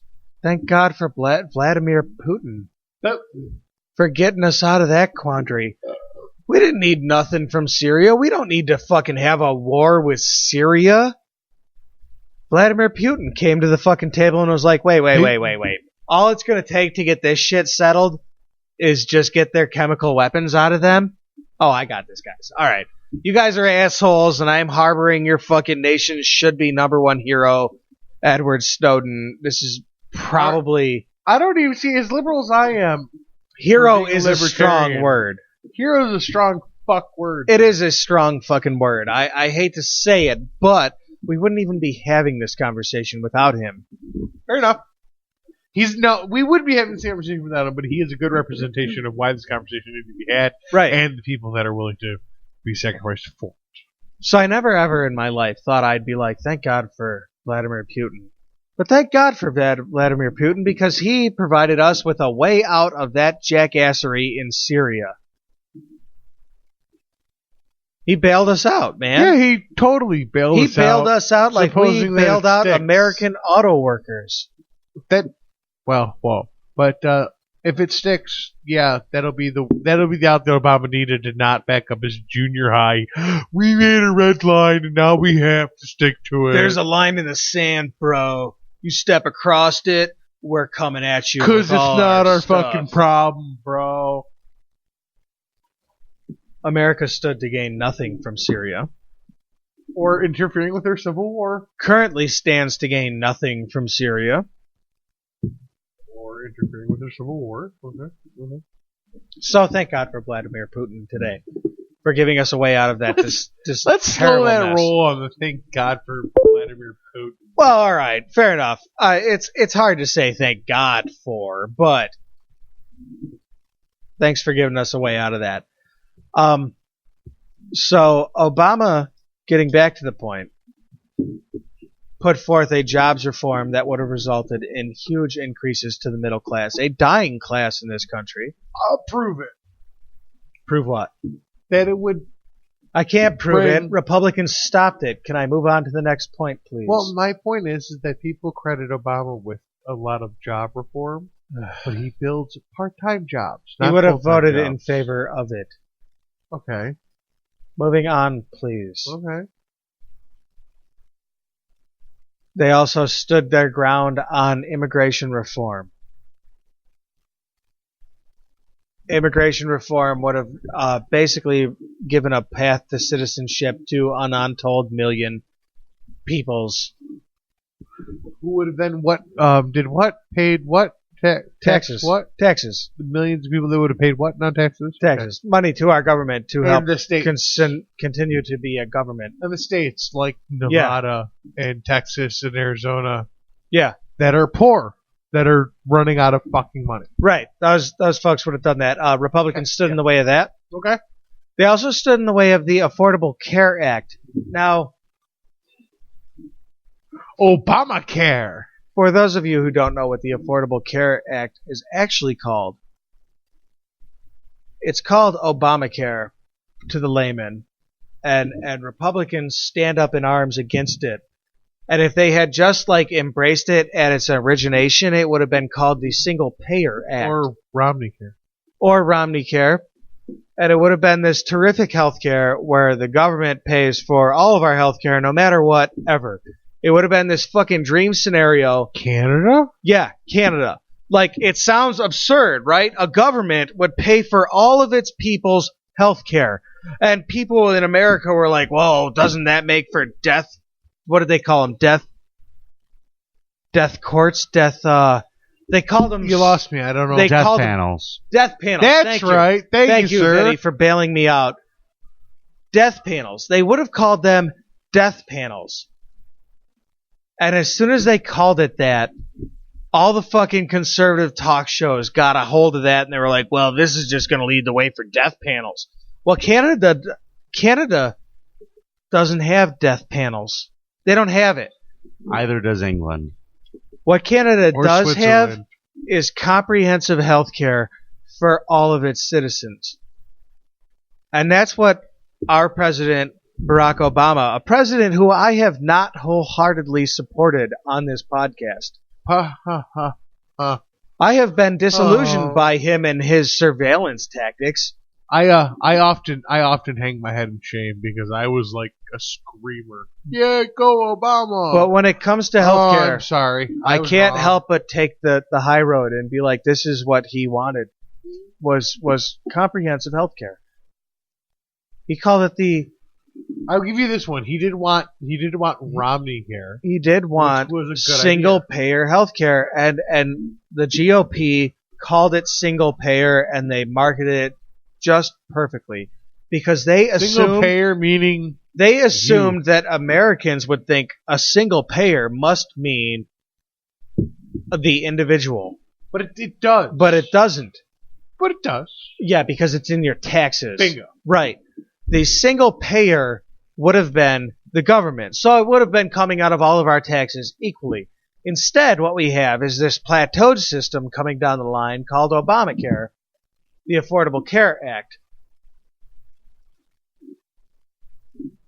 The Affordable Care Act consists of three major parts.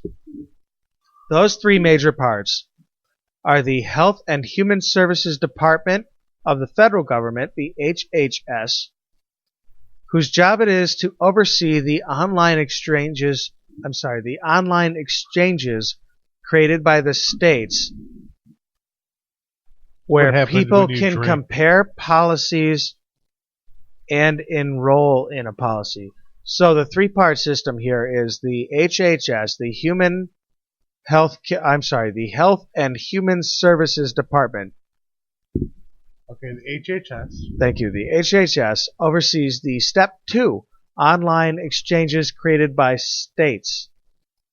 The marketplaces. The places. The OESS. No, it's they don't have an acronym for it because it's such a disaster. Each state will have their own online marketplace where all the major insurance companies come and the state options come, and you choose from them based on your income and your availability, what you need. And those oversee the Step 3. People will be able to compare policies side by side. Is this car insurance? It's health insurance. No, it's Progressive. They've been doing this for like 15 years. Right, You but get health pro- insurance has not. Isn't that fucked up? You can get car insurance. You feel more informed as a car insurance person than you do as a cancer patient. Isn't that fucking absurd? That's a very What if good your point. kid gets fucking cancer, right? Very valid And you're point. like, hey man, I understand how to understand a deductible if like my car needs a new fender. I owe But if my $500, kid needs okay? a new fucking heart and a blood transfusion every I owe 3 weeks, $500, right? no. No. Not according to Republicans. According to Republicans, you should just But- be able to pay for that out of pocket because if you're a Republican, you're filthy fucking stinking rich and can just absorb that fucking. Do you want to know? You do know why I don't feel that any of this Romney Care, this new Family Health Act, whatever the fuck this is, this abomination. I'm Russian Ball. I agree. You should shoot me in the face I should with a shotgun. with a shotgun Yeah. at a Navy Yard. That's too soon. No, it was perfectly timed. It's not about passing laws that say healthcare should be this and healthcare should be that. It is that healthcare is overpriced because of insurance inflation. If a test costs $50, but I know I can get out of the end. I mean, Body is Betterment are a perfect example of this. If a bumper costs $100, but I know I can get $300 out of the insurance company, I look at the owner of the car and I say, bumper costs $100, they pay $300. $1.50 each. I make $50, you make $150. Everybody's happy. Plus your bumper gets fixed. Same thing happens with insurance. If a test costs $100, the doctors say, "Hey man," or not the doctors. I correct myself. Not the doctors. The corporations that run hospitals say, "But I can get the insurance company for $1,000." That's what that test costs now, whether you're an insurance company or not. Price tag on cost is what you can get for cost. $1,000. An MRI costs $1,000 when it should cost $50. You got to pay the guy to push a button, pay for the energy. It's $50, $100, whatever, $200.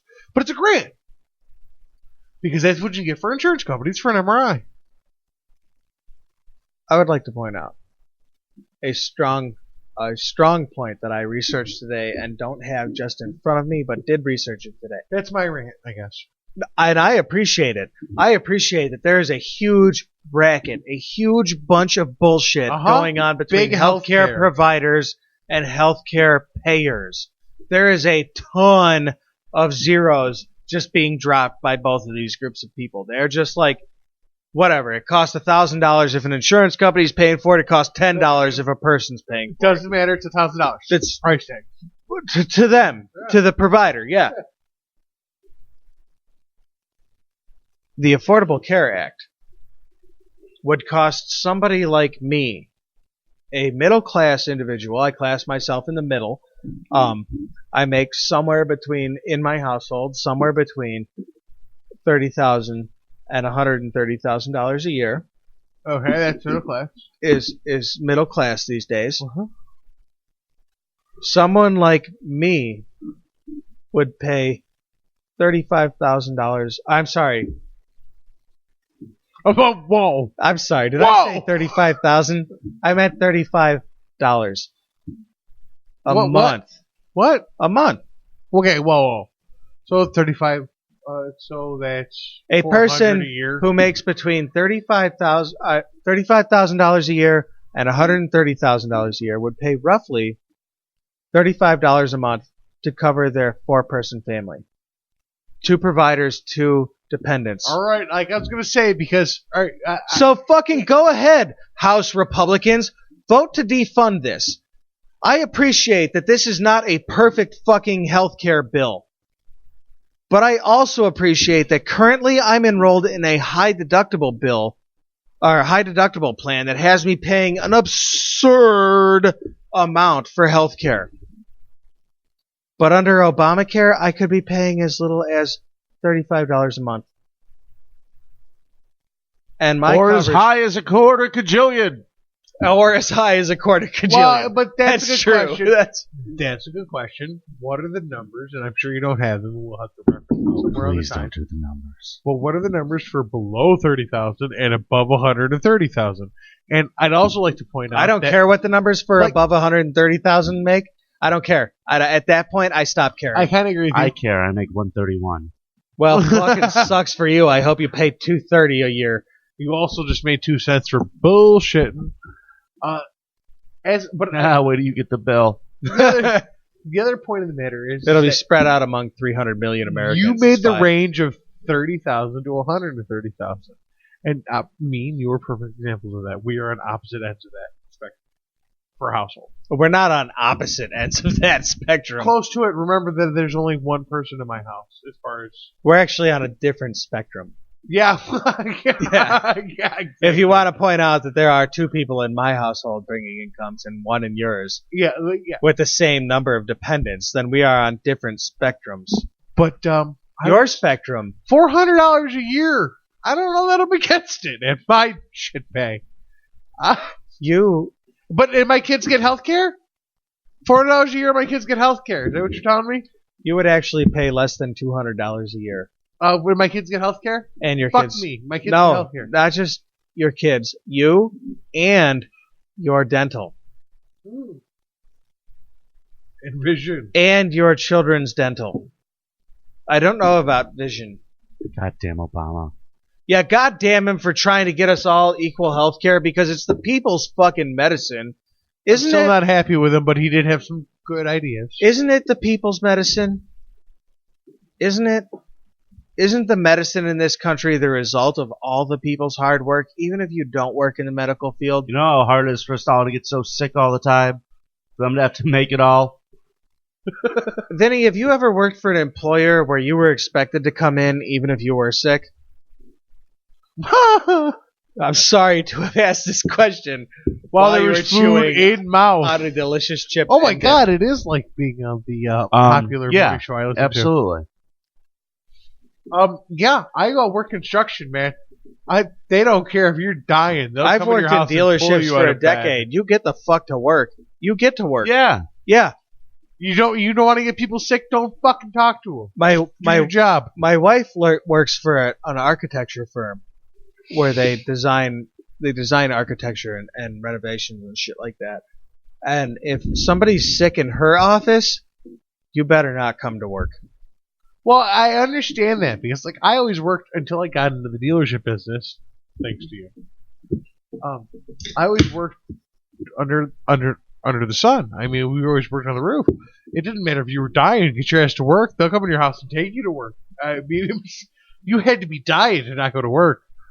But we were under the sun. I didn't talk to you. I just did my job, and I didn't cough on you. We didn't drink on the same drink, and we were fine. I may have coughed in your general vicinity, But but not on you. We're in fresh, breezy. Never on you. We're in fresh, breezy air. If you know how HVAC systems Yeah, work, work in an office building and cough on somebody. That shit is contagious. well, you just cough in your cubicle. If you know how an HVAC system works, you're recycling a lot of the air in the room back through the furnace into the room. There's only so much those stupid filters you buy. They don't pick up disease. They're not microscopic level. They pick up dust. Those filters you put in your furnace? Yeah.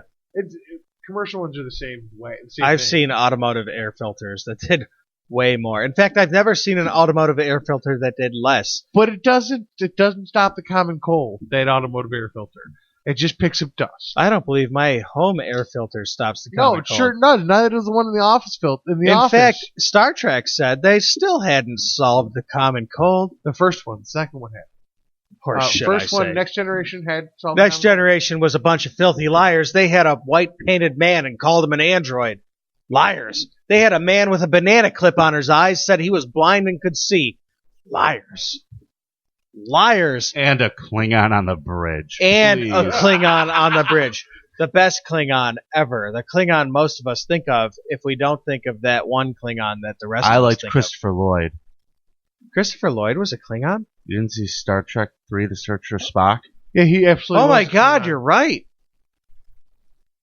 I'm was going to watch badass. that movie again just He so was I a can see. badass Klingon, too. Like, he had Just this so I can weird see. Muppet dog. I'm a Klingon. I'm coming for you, Kirk. Burke Dish, I'm a Klingon. Oh, totally overacted. And Lloyd. That guy from Taxi's coming to get me.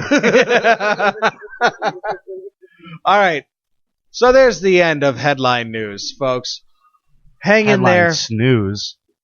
It was a headline Oh, argument. you know what? You know what, Vinny? I made the girl All right. news girls laugh. I already made him mad once. Fuck you, pal. I earned it. There's the end of headline news. Stick in there. Hang around through a little bit of music, and we're going to come back. We're going to do a quick interview with Vinny Paolino of ROCPodcasts.com. And then we see the sailing in the rock. But the gold in my pocket, clean as got just enough. Enough.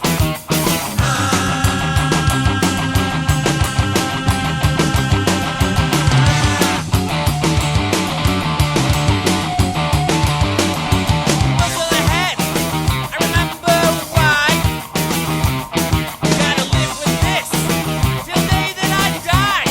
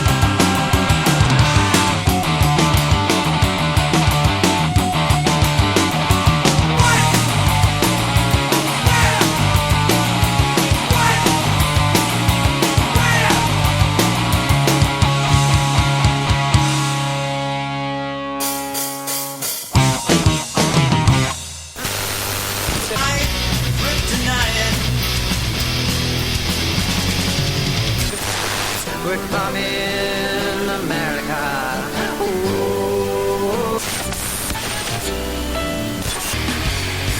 When I'm stuck here all alone.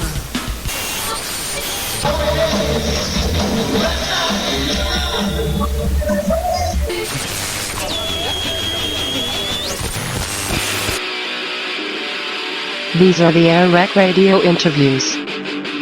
Tell us about your band, guys. Tell us about your band, guys. Tell us about your band, guys. Tell us about your band, guys. Tell us about your band, guys. Tell us about your band, guys. Thank you for joining us on AirWreck Radio. It is time for one of the famous AirWreck Radio interviews. We have in studio with us Vinny Paulino. Legendary. Paulino.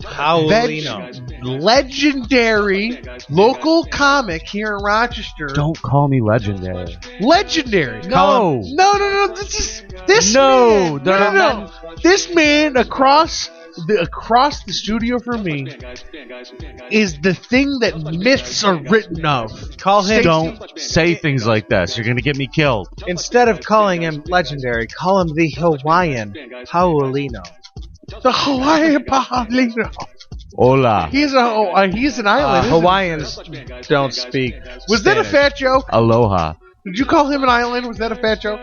No, I called him Hawaiian. My wife's Hawaiian. What are you calling my wife fat? No, Paulino something. That's a hell of a glass of whiskey you're pouring there for yourself, Stacy. You're goddamn right it is. I'm an Irishman, sir. I don't do anything half-assed that You're- involves drinking. You're new here. I just do everything I else told you. half-assed. You guys getting after it. I respect We that. get drunk while we do this. Yeah, Monday nights are a drinking night. Wednesday mornings Oh my are a god. time for regret. After this, you guys watch Raw on TiVo. Like I'm just joking. wrestling Raw? Yeah, it was a joke. Yeah. Yeah, no. I'm Or sorry. porn. I don't know. want to get back into it. But I want to You get want to start wrestling again? No. Lacing up the boots. I could really see you in. I like, was an amateur wrestler. I could see you in a Mexican wrestling mask that had the AirWreck radio playing on its base. Yes. Yeah. I am AWR. I'll fuck your shit up. I'm Holmes. doing it. But I wanted to get into our guest, Vinny Paulino. Did you want to You get are into not him? getting into me. I wanted to get into I heard that nice all and it takes slow. is a McDonald's apple pie. So True. you're a local comedian, Well, yeah. stand-up comedian. Yes, sir. So you get on stage. a stand-up sir. guy, as you were. Ha ha ha ha. You get on stage and you tell jokes and they pay you money. Yep. And you make a living at this for the most part. Yeah. Yeah. For the I work 99.9? I work a day job. I work for a non-for-profit agency. I've been doing it for a long time. And I work about 15 to 20 hours a week with that. I run the website and I do stand-up the rest of the time. I call that close enough to a living. I mean, working part time to do what you want to do full time. And It that's ain't bad. It Does ain't it bad. supplement your living? Oh, yeah. Then it's Absolutely. for a living. Yeah, absolutely. Yeah, that's having a side job. Absolutely. You know, comedy, when I first got into it, it was just kind of like a hobby. And, everybody that gets into it wants to make a living at it. It's hard to do. It's one of the toughest but- jobs I've ever seen. It's really satisfying. It's like the most satisfying thing. I think I've told people this is the most satisfied I've ever been was the first time I got paid for doing comedy. I bet. Oh my god! what a Yeah. good feeling that Really? must be. It was a good feeling. Definitely a good feeling. Where was it? Oh, it was in Rochester. It was emceeing at the Comedy Club in Webster. How many bills? Come on, drop please. some knowledge. Come on, drop emceeing? some How many knowledge. bills? 0.5 bills. 0.5. I think then, like, the Comedy Club, at the time, Yeah, I that believe, one that we at don't the talk time was paying like $100 a weekend to the MC, which is 5 shows at $20 a show. That kind of sucks until you walk out of the end of the weekend with $100 in your pocket. Then you're like, Oh yeah, Was it Trust me. cash? It was cash? Oh, always cash. And you know the other fun thing is That's like tax free. it was always cash in your bill. They were always good like that. about. Oh yeah. That's And $150 at my pay scale. That's $150 plus. I mean, you would have done this. You were doing this for free for months at open mic nights. I mean, Absolutely. you gotta. I mean, I've talked to you about this before. Comedy is something that interests me. Talk to who, because- sir? You, sir. Stacy, sir. You can't point at me. It's a radio show. Oh, that's a good point, sir. Stacy, sir. Thank you. that comedy is one of those things that it's not necessarily. I mean, you are born with it or you're not, but it's not one of those things that you just do. You kind of have to hone it. I mean, like you said, you came out of the gate funny, but you're funnier now than you were then. I'm sure. Oh, by far.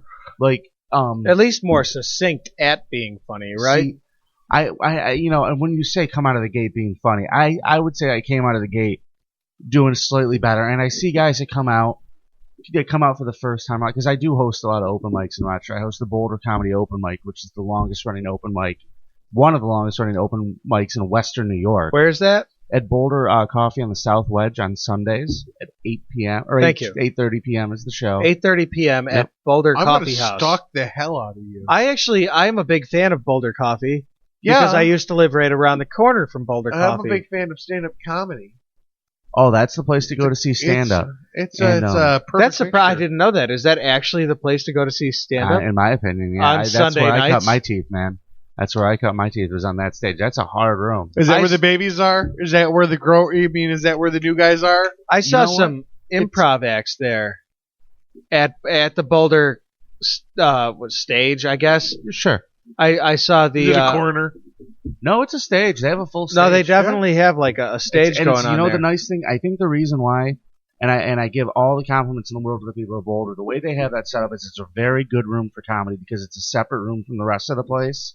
It's not people who It's not people there wandered for in. chicken wings. Yeah, they're not just there for fucking biscotti and some fucking Java. The people that are in the room are there for comedy, and that makes a room. You know what I mean? That makes it fun. And that points out a third big plug for the night. Folks, get onto the rochesterhomepage.net, find the Vote for Your Favorites tab wherever it is. Vote for Boulder Coffee for every single thing Oh, that they yeah. appear in. Because Boulder does more to support your local talent than most of your local talent does. Anybody. Can I tell you boys something? Would you? You just dropped some knowledge on me. Boulder Coffee is a major Had local supporter. no idea. Listen, man, art, They love artists. artists get to I'm sell all the stuff in. in there. They like all in. comedians, Musicians. musicians. They even support yeah. comedy in not only the Boulder on the South Wedge and Alexander on Sundays, they also do it Wednesdays on Park Avenue. They do 2 comedy Yuppie shows bitches. a week, Yeah. which is, I mean, it's incredible. They also do theatrics. They do I don't theatrical performing at Boulder. They have improv nights where it's not like a comedian, it's like an improv group. So people I that don't you We're might actually see going to be genre. having one this Wednesday, the 25th. Flower City Improv is going to be at the Joke Factory. I believe Flower City Improv, in fact, is who I've seen At the Joke Factory? Boulder. They're going to be at the Joke Where's Factory the Joke this Factory? Wednesday. 911 Brooks Road? 911 Brooks Avenue inside of the Holiday Inn. It's a tragedy of an address for a hell of a good time. Yeah, right by the airport, oh my too. God! You're a genius! I know Dude, that. I've already done 5 jokes about it. You should have. You better have. I know. It's right I mean, there. They paid It's- me. You're a I love the comedian. Joke Factory. I'm Well, an I you're host a their asshole. open comedian. mic as well. We're fucking bullshitters. Yeah, you know what I'm saying? Me too, though. It's like I'm faking my way through. So, I'm just really good at being a bullshitter. That's what comedy is. You just So- have to look at things and figure out how to say it so people get it. It's like, I got questions. What do you got a question? no, I had a point. Go ahead with your No, question. point. I feel like I'm stealing from another podcast because I was experienced in another podcast today. So who gives a Poetry fuck? is That's where the cousins to inspiration comes comedy is something that I heard on a podcast that I listen to frequently today. What was it? Poetry is cousins to comedy. Could be. It's one of the 9 muses, so it certainly is cousins to comedy. It's very much the idea of timing out the things you say to get absolute effect. Very Shakespearean, sir. Oh, Stacy, you're absolutely right, and you're definitely onto something. You'll know I this. am not. I'm actually quoting somebody who was right. Well, whoever and said that is onto definitely something. correct. Yeah. Is definitely correct because not getting too fine into it, there is a rhythm and there is an energy, and I know that sounds really weird. No, it's all about timing. I don't count myself a comedian, but I did recently have the opportunity, thanks to you, Vinny Paulino, Yes, sir. to judge comedians, and Had a I good did time, it. right? I did it at the Joke Factory, and I certainly had a great time. but I certainly never was in a position to be judging comedy before. So I sat down and I felt more well informed about what it took to judge comedy. And I've never seen an up and coming comedy act. Mm-hmm. And that night I saw probably 5 up and coming comedy acts. Saw about 9. I did. I saw 9 total comedy acts. You saw 8. I saw 9 total comedy acts, and I will say that 5 of them qualified for the term of up and coming. At least 3 of them certainly were potential comedy acts, and the last one was an actor who was on stage because he had the clout to be there. And that very good looking MC, he got 1,000,000 points and a heart from me. Did he? Good job for you. He's handsome. That was me. A heart plus plus. I really love to hear that you say that, because here's the beautiful thing about this city is there is a very, very, very vibrant and rich comedy scene in Western New York. There sure is. It's not just Rochester. It's Buffalo. It's Syracuse. It's Ithaca. It's Binghamton. All of these cities are really, really experiencing a comedy boom. Like Rochester has 2 comedy clubs. Buffalo has 2 comedy clubs. Syracuse has 2 comedy clubs. I mean, 5 years ago, Rochester didn't have any. Or actually, maybe 6 years ago, Rochester didn't have any at all. For a little while, yeah. Yeah, there was a couple years where there And was before none. that, it was only 1 for like 20 years. Right. Well, there was Andrews and Yuck. There was Andrews, Yuck Yucks on Andrews, and there was Tom's Cafe. Yeah. But it's a beautiful thing to see so many people supporting like something that's just such an offbeat, weird thing to do when you think about what it is at the Space Corps, is getting up and standing in front of people and just making them laugh. But there's such a scene that people are. Not only are there people who are making livings at it, but there's businesses that are booming off of the art. And there should be. I've said this before, and I will say it again. In this day and age, there are far fewer manufacturing jobs than there ever were. There are less now than there were in the 1700s. True facts. By a million miles, true facts. There are less manufacturing jobs. The blue-collar man has less things to do. But art... Oh, they can create algorithms that'll tell art. They can create algorithms that'll tell kind of jokes. But isn't it better to get it from a human performer? That's exactly my point, and you're a genius. Thank you. You're welcome. You were talking to him. Yes, of course. Oh, okay. My question is, and that's the perfect thing, is there's so many algorithms, so many mathematical equations that equal what is people will like because people observe pop culture and people read statistics. You can write a song based on math. Tell a joke based on math. It's not funny. Stand-up comedy is a shining example of this, where it's not mathematics, it's feeling. And then it's a little bit of rearranging, and it's a little bit of dismantling and remantling, and it's a couple of jokes, and it's a couple of laughs. And it's a human thing where you're on stage, you throw your mind out at the people give it back or they don't, and then you know what it is. When you're writing things, when you're writing jokes, when you're where does that, what are your muses? Are you an observational comic? Do you like to see things that are funny, or are you more of a storyteller? What's your I like comedy? to think I do a little bit of all of those things. I would say, though, if I have to answer the question is where do my influences come from, I am more observational because I do talk more about what's going on around me. I observe a lot of, not like relationship stuff, but just my daily existence as a very slovenly looking gentleman who walks through life. Amen, sir. Amen. Yes. Yeah. Okay. I mean, I look at things through the lens of it's just who I am, and I tend to be very Joe Sixpack. Well, exactly. But I sit down when I write stuff. I don't know a lot of the time. I just have an idea, or something will pop into my head. That's weird, and I'll write it down. And sometimes I go into a weird, just free form thing where I'll sit down and I'll write a page and a half of just thoughts about something, and then it takes me a while to develop it into an actual joke. You know, I chew on it for a bit.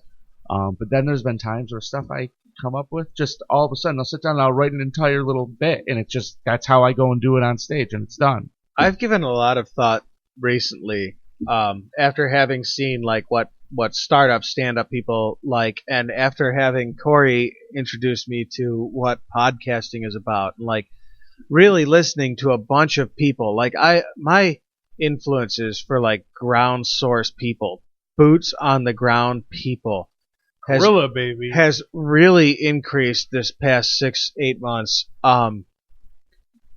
And I've sat down and I've thought about like what must it take to be a stand-up comedian, and like to write that shit down and like decide that this is what I'm going to say on stage, but I'm gonna say it like I didn't write it down beforehand. Like, you gotta sell it. It's weird that there has to be so, but you know what though? You don't have to sell it. And Like- that's the beautiful thing about stand-up. They know you're a stand-up. Because they know you're a you're stand-up. comic. You could walk. There are guys I've You seen still who walk gotta up on sell it, stage though. with a notebook and a piece of paper, and they will say Yeah. something in the most timid delivery ever, and it's just funny enough. The words themselves are powerful enough and funny enough to get to invoke a laugh out of people. Now imagine if they sold it. Right, but I'm saying though, that if they tried to sell it, maybe it's not as funny. That's Who true. knows? That's true. There's Maybe so getting many up there different- and The awkwardness of the it. delivery certainly counts for a bit. But I'm working on this bit about like ball shaving, and about how like I heard the beginning. Profound. it's something I'm not working towards being on a stand-up just teasing stage, you. but I am working on having something in my pocket for in case I ever end up on a stage. This is why you're my bromance. That's a great. That's a good thought. I'm working on a bit about ball shaving, because like it's something that Good for any occasion. a lot of dudes do. Like I certainly trim my balls. I shave them. I've And done as it a matter of before. fact, are you? I can't reach that low. That's a very non-committal bullshit answer that everybody knows. That unless you No, have I don't. T-Rex arms, I've never shaved my balls. Honestly, you're not a ball trimmer at all. You not don't- at all. No male grooming. No, I wouldn't do that. Really? No. Good for you. I got 2 inches of hair on my back, dude. What the fuck is the point of I got running a little off 2 my inches of balls? hair and an inch of dick sticking out of that. What's I mean, come on, ladies. what's it really good? What extra points is it going to give me to have my balls a little, a little less hairy? Well, I suggest this to you: trim them up and then say that, and see if you still mean it as much. I Please. asked you the questions about writing, and then my next question about writing was, when you get an idea and you write it down and you kind of work it out, you put it on stage, and it fucking balls, and it just falls on the floor dead like a fish and flops around. What is the next step in rewriting that joke? Because you know there's something there, Okay, you know what the and then answer I'll is? give you the prelude why I asked that question. Here's what I tell. This is what I tell people, and this is my personal practice, and I do give this out as advice all the time. If you have something that you like and you personally think is funny, and you go up and you do it the way you want to do it and it doesn't work, don't ever scrap it. Do it at least Rework 2 more it. times. Oh, for sure. Exactly how you did it. Exactly. Exactly. And 2 more times. See if you're getting the right crowd. That Because night. that's the thing. Because you never know. It might be a bad crowd. Maybe you did it the one time. You'll feel more natural saying it the second time. Maybe it's Thursday Maybe night the third football time at the you'll do it. hotel that you do stand up on. Well, open for Maybe. mic. example, AirWreckRadio recently judged an open mic night Yeah, I know. I had you Or- guys at the Joke Factory. It was great. at the Right. Joke Factory, 911 Brooks Ave. The first act had What a a tough sand job people- he had. Oh my had a goodness. sand people joke that made me openly, like it was his first one that made me openly freaking laugh. That first But dude. I think I was the only one. That first dude told about his sand people joke did not get me. Like But it I was knew what this it was, close but to I didn't think it getting was that you. funny. It was this close to getting It you was, because yeah. it got me because I think I'm a little more lenient. Sure.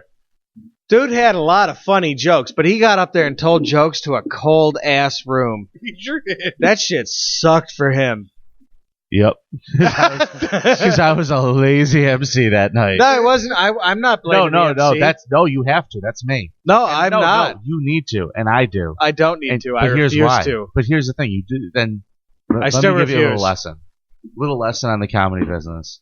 The MC's that's the MC's job. Is to warm the room for the guy telling Star Wars jokes on football night. Yep. I don't believe in that. No. Yep. Stacy's right, dude. No. Listen, I die by my own sword. My point was that he caught one guy in that crowd that laughed out loud. Ha ha ha ha ha. And he happened to be so judging. Don't scrap the fucking joke. Deliver it next time is what you're saying, and see if you get two guys. Sure. Yeah. Is that what you're saying? I'm saying always never scrap something that you think has value. Fair enough.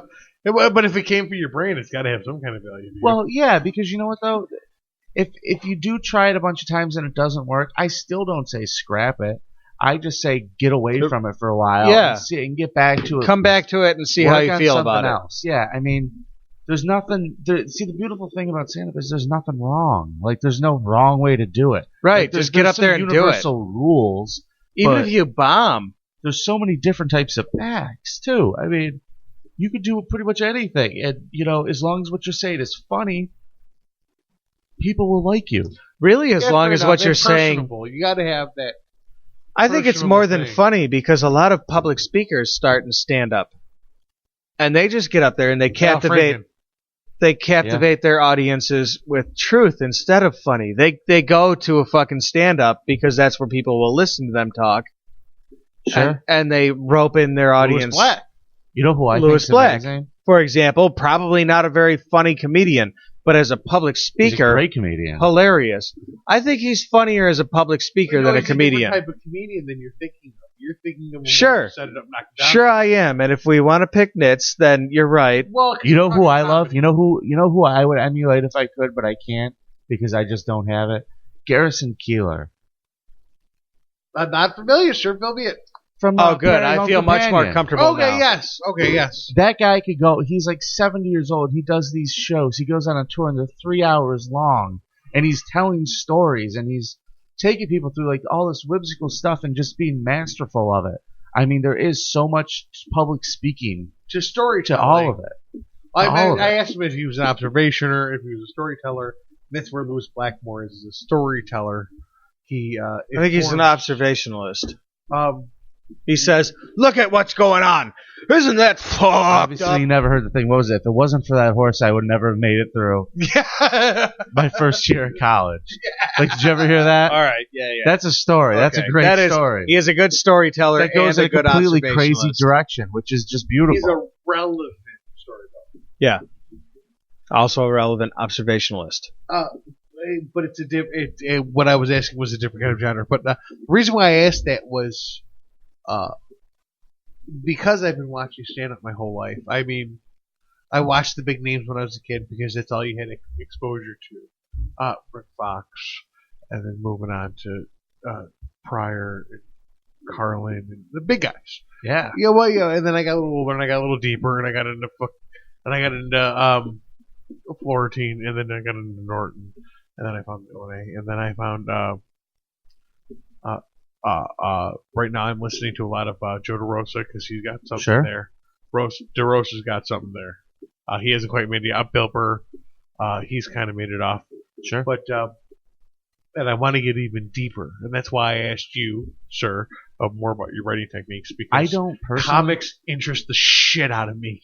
See, here's my other thing, and this is going to sound really weird. I've always been more of a student of watching other like if I watch comics, I try not to watch. I don't watch specials. I'll tell you that right now. I don't watch Comedy Central and HBO specials ever as practice. I just don't. I never have. It's not something I was into. I like to be in the room. I like to watch comedy shows live, and I learned so much more from that, and I always have enjoyed it way more. See, I'm a late bloomer, but now that I have a friend who does comedy, yeah, whatever you want, buddy. I plan on spending a lot more time watching live comedy. You'll learn so much more about it, and there's nothing better than watching a guy who's been doing comedy for 20 years in a room telling a joke that you know is not funny, but because they're so damn good at delivering it, everyone is in the palm of their hand in the room and they're dying. You know, there's something to be said about the fact that, like, if you think that comedy is what you see on HBO and it's what you see on Comedy Central, remember this: you never see anybody bomb on Comedy Central or Get out HBO. to a club, baby. Get out to a club. Get out to a club and see somebody to the bomb. Joke Factory. See somebody's fucking neck and cheeks fucking shake because they know they're fucking bombing and they're fucking nervous as shit. See that It's shit. kind of hard to watch. See that shit live Sure and in is. person. It's very hard to watch.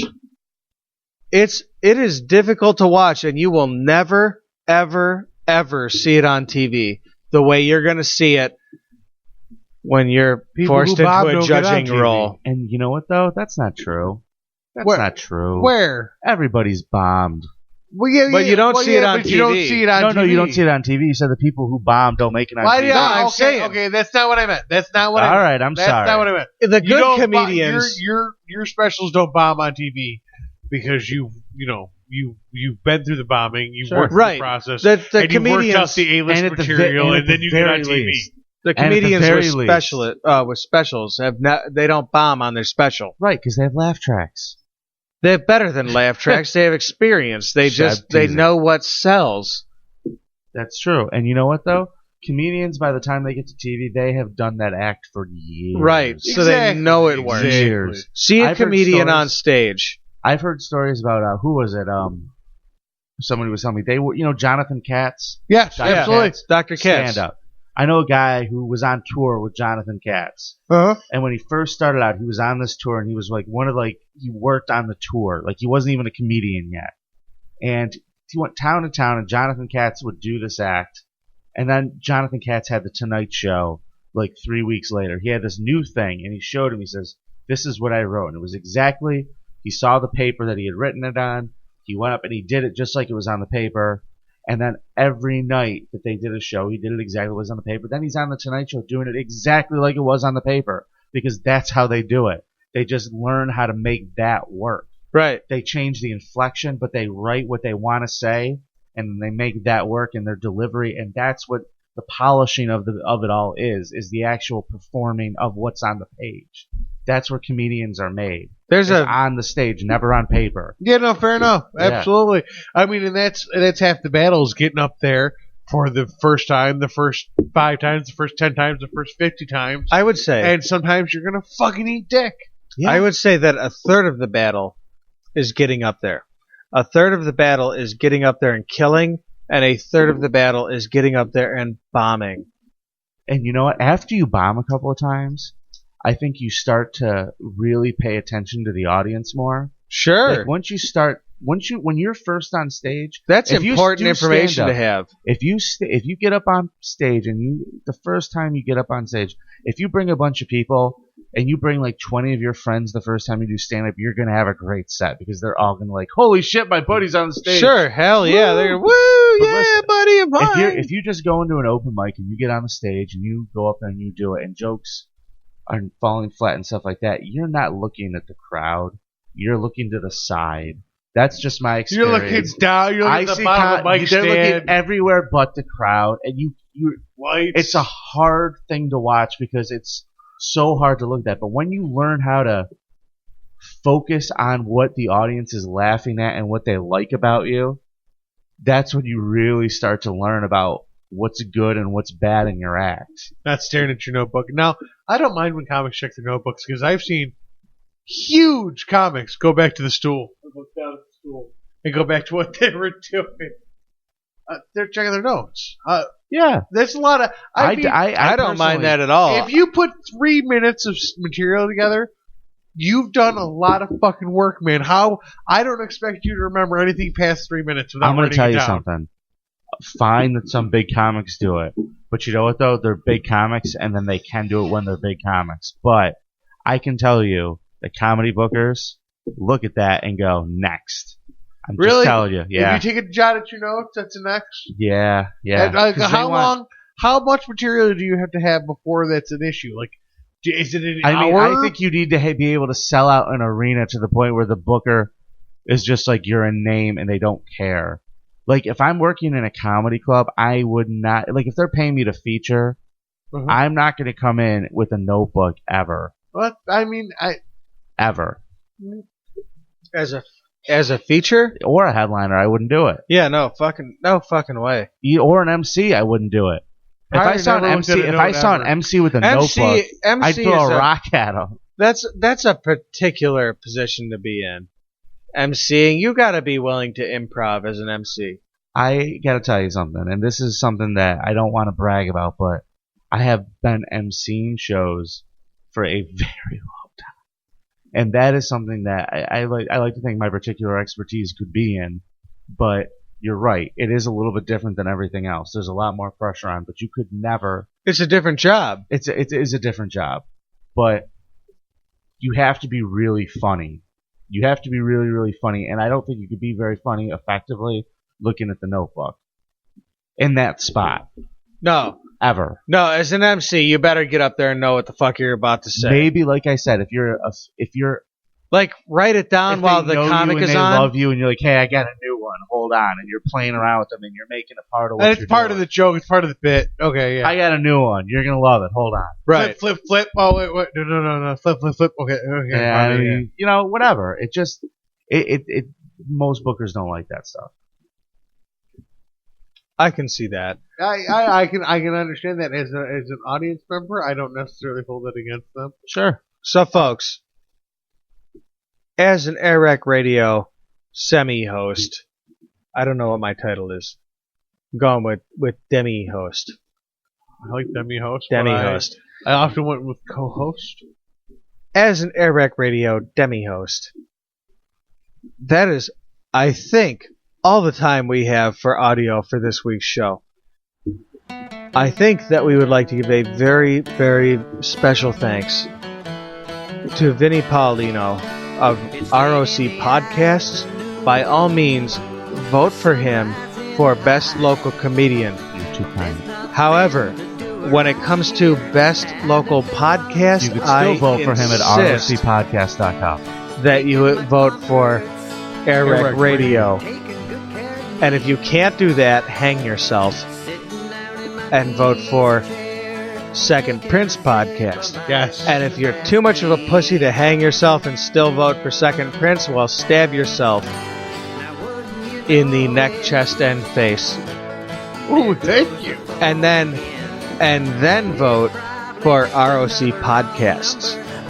I would say if you went through all of that to vote for ROC Podcasts, after that, ROC Podcast go to the hospital. Better be voting for you for most in need of surgical care. We would, because we value our listeners. So, folks, thank you so very much for joining us. Thank you, guys. Seriously, thank you. Thank you, Vinny. Big thank you to you for coming out and doing the show with us. We're sorry to distract you from your apple pie sweetness, but I think that it is time for a little bit of sassafras tea. Thank you, and good night. It's getting near evening, the sun going down. I guess I should shake a leg, climb in my car and roll downtown. Check out the city lights, all decked out in a tux and a tie. But I'm sitting in my easy chair, taking a sip of my sassafras tea. I'd like to extend a very special thanks to Kevin McLeod of Incomtech.com, freesounds.org, Audacity Software, GIMP graphic editors, all our band friends, our guests tonight, my dear friend Stacy, and all you, our loyal listeners. The world putting pressure on a spine. Well, I got the solution. I know how to set him free. Set him down in my easy chair and give him a sip of my sassafras tea.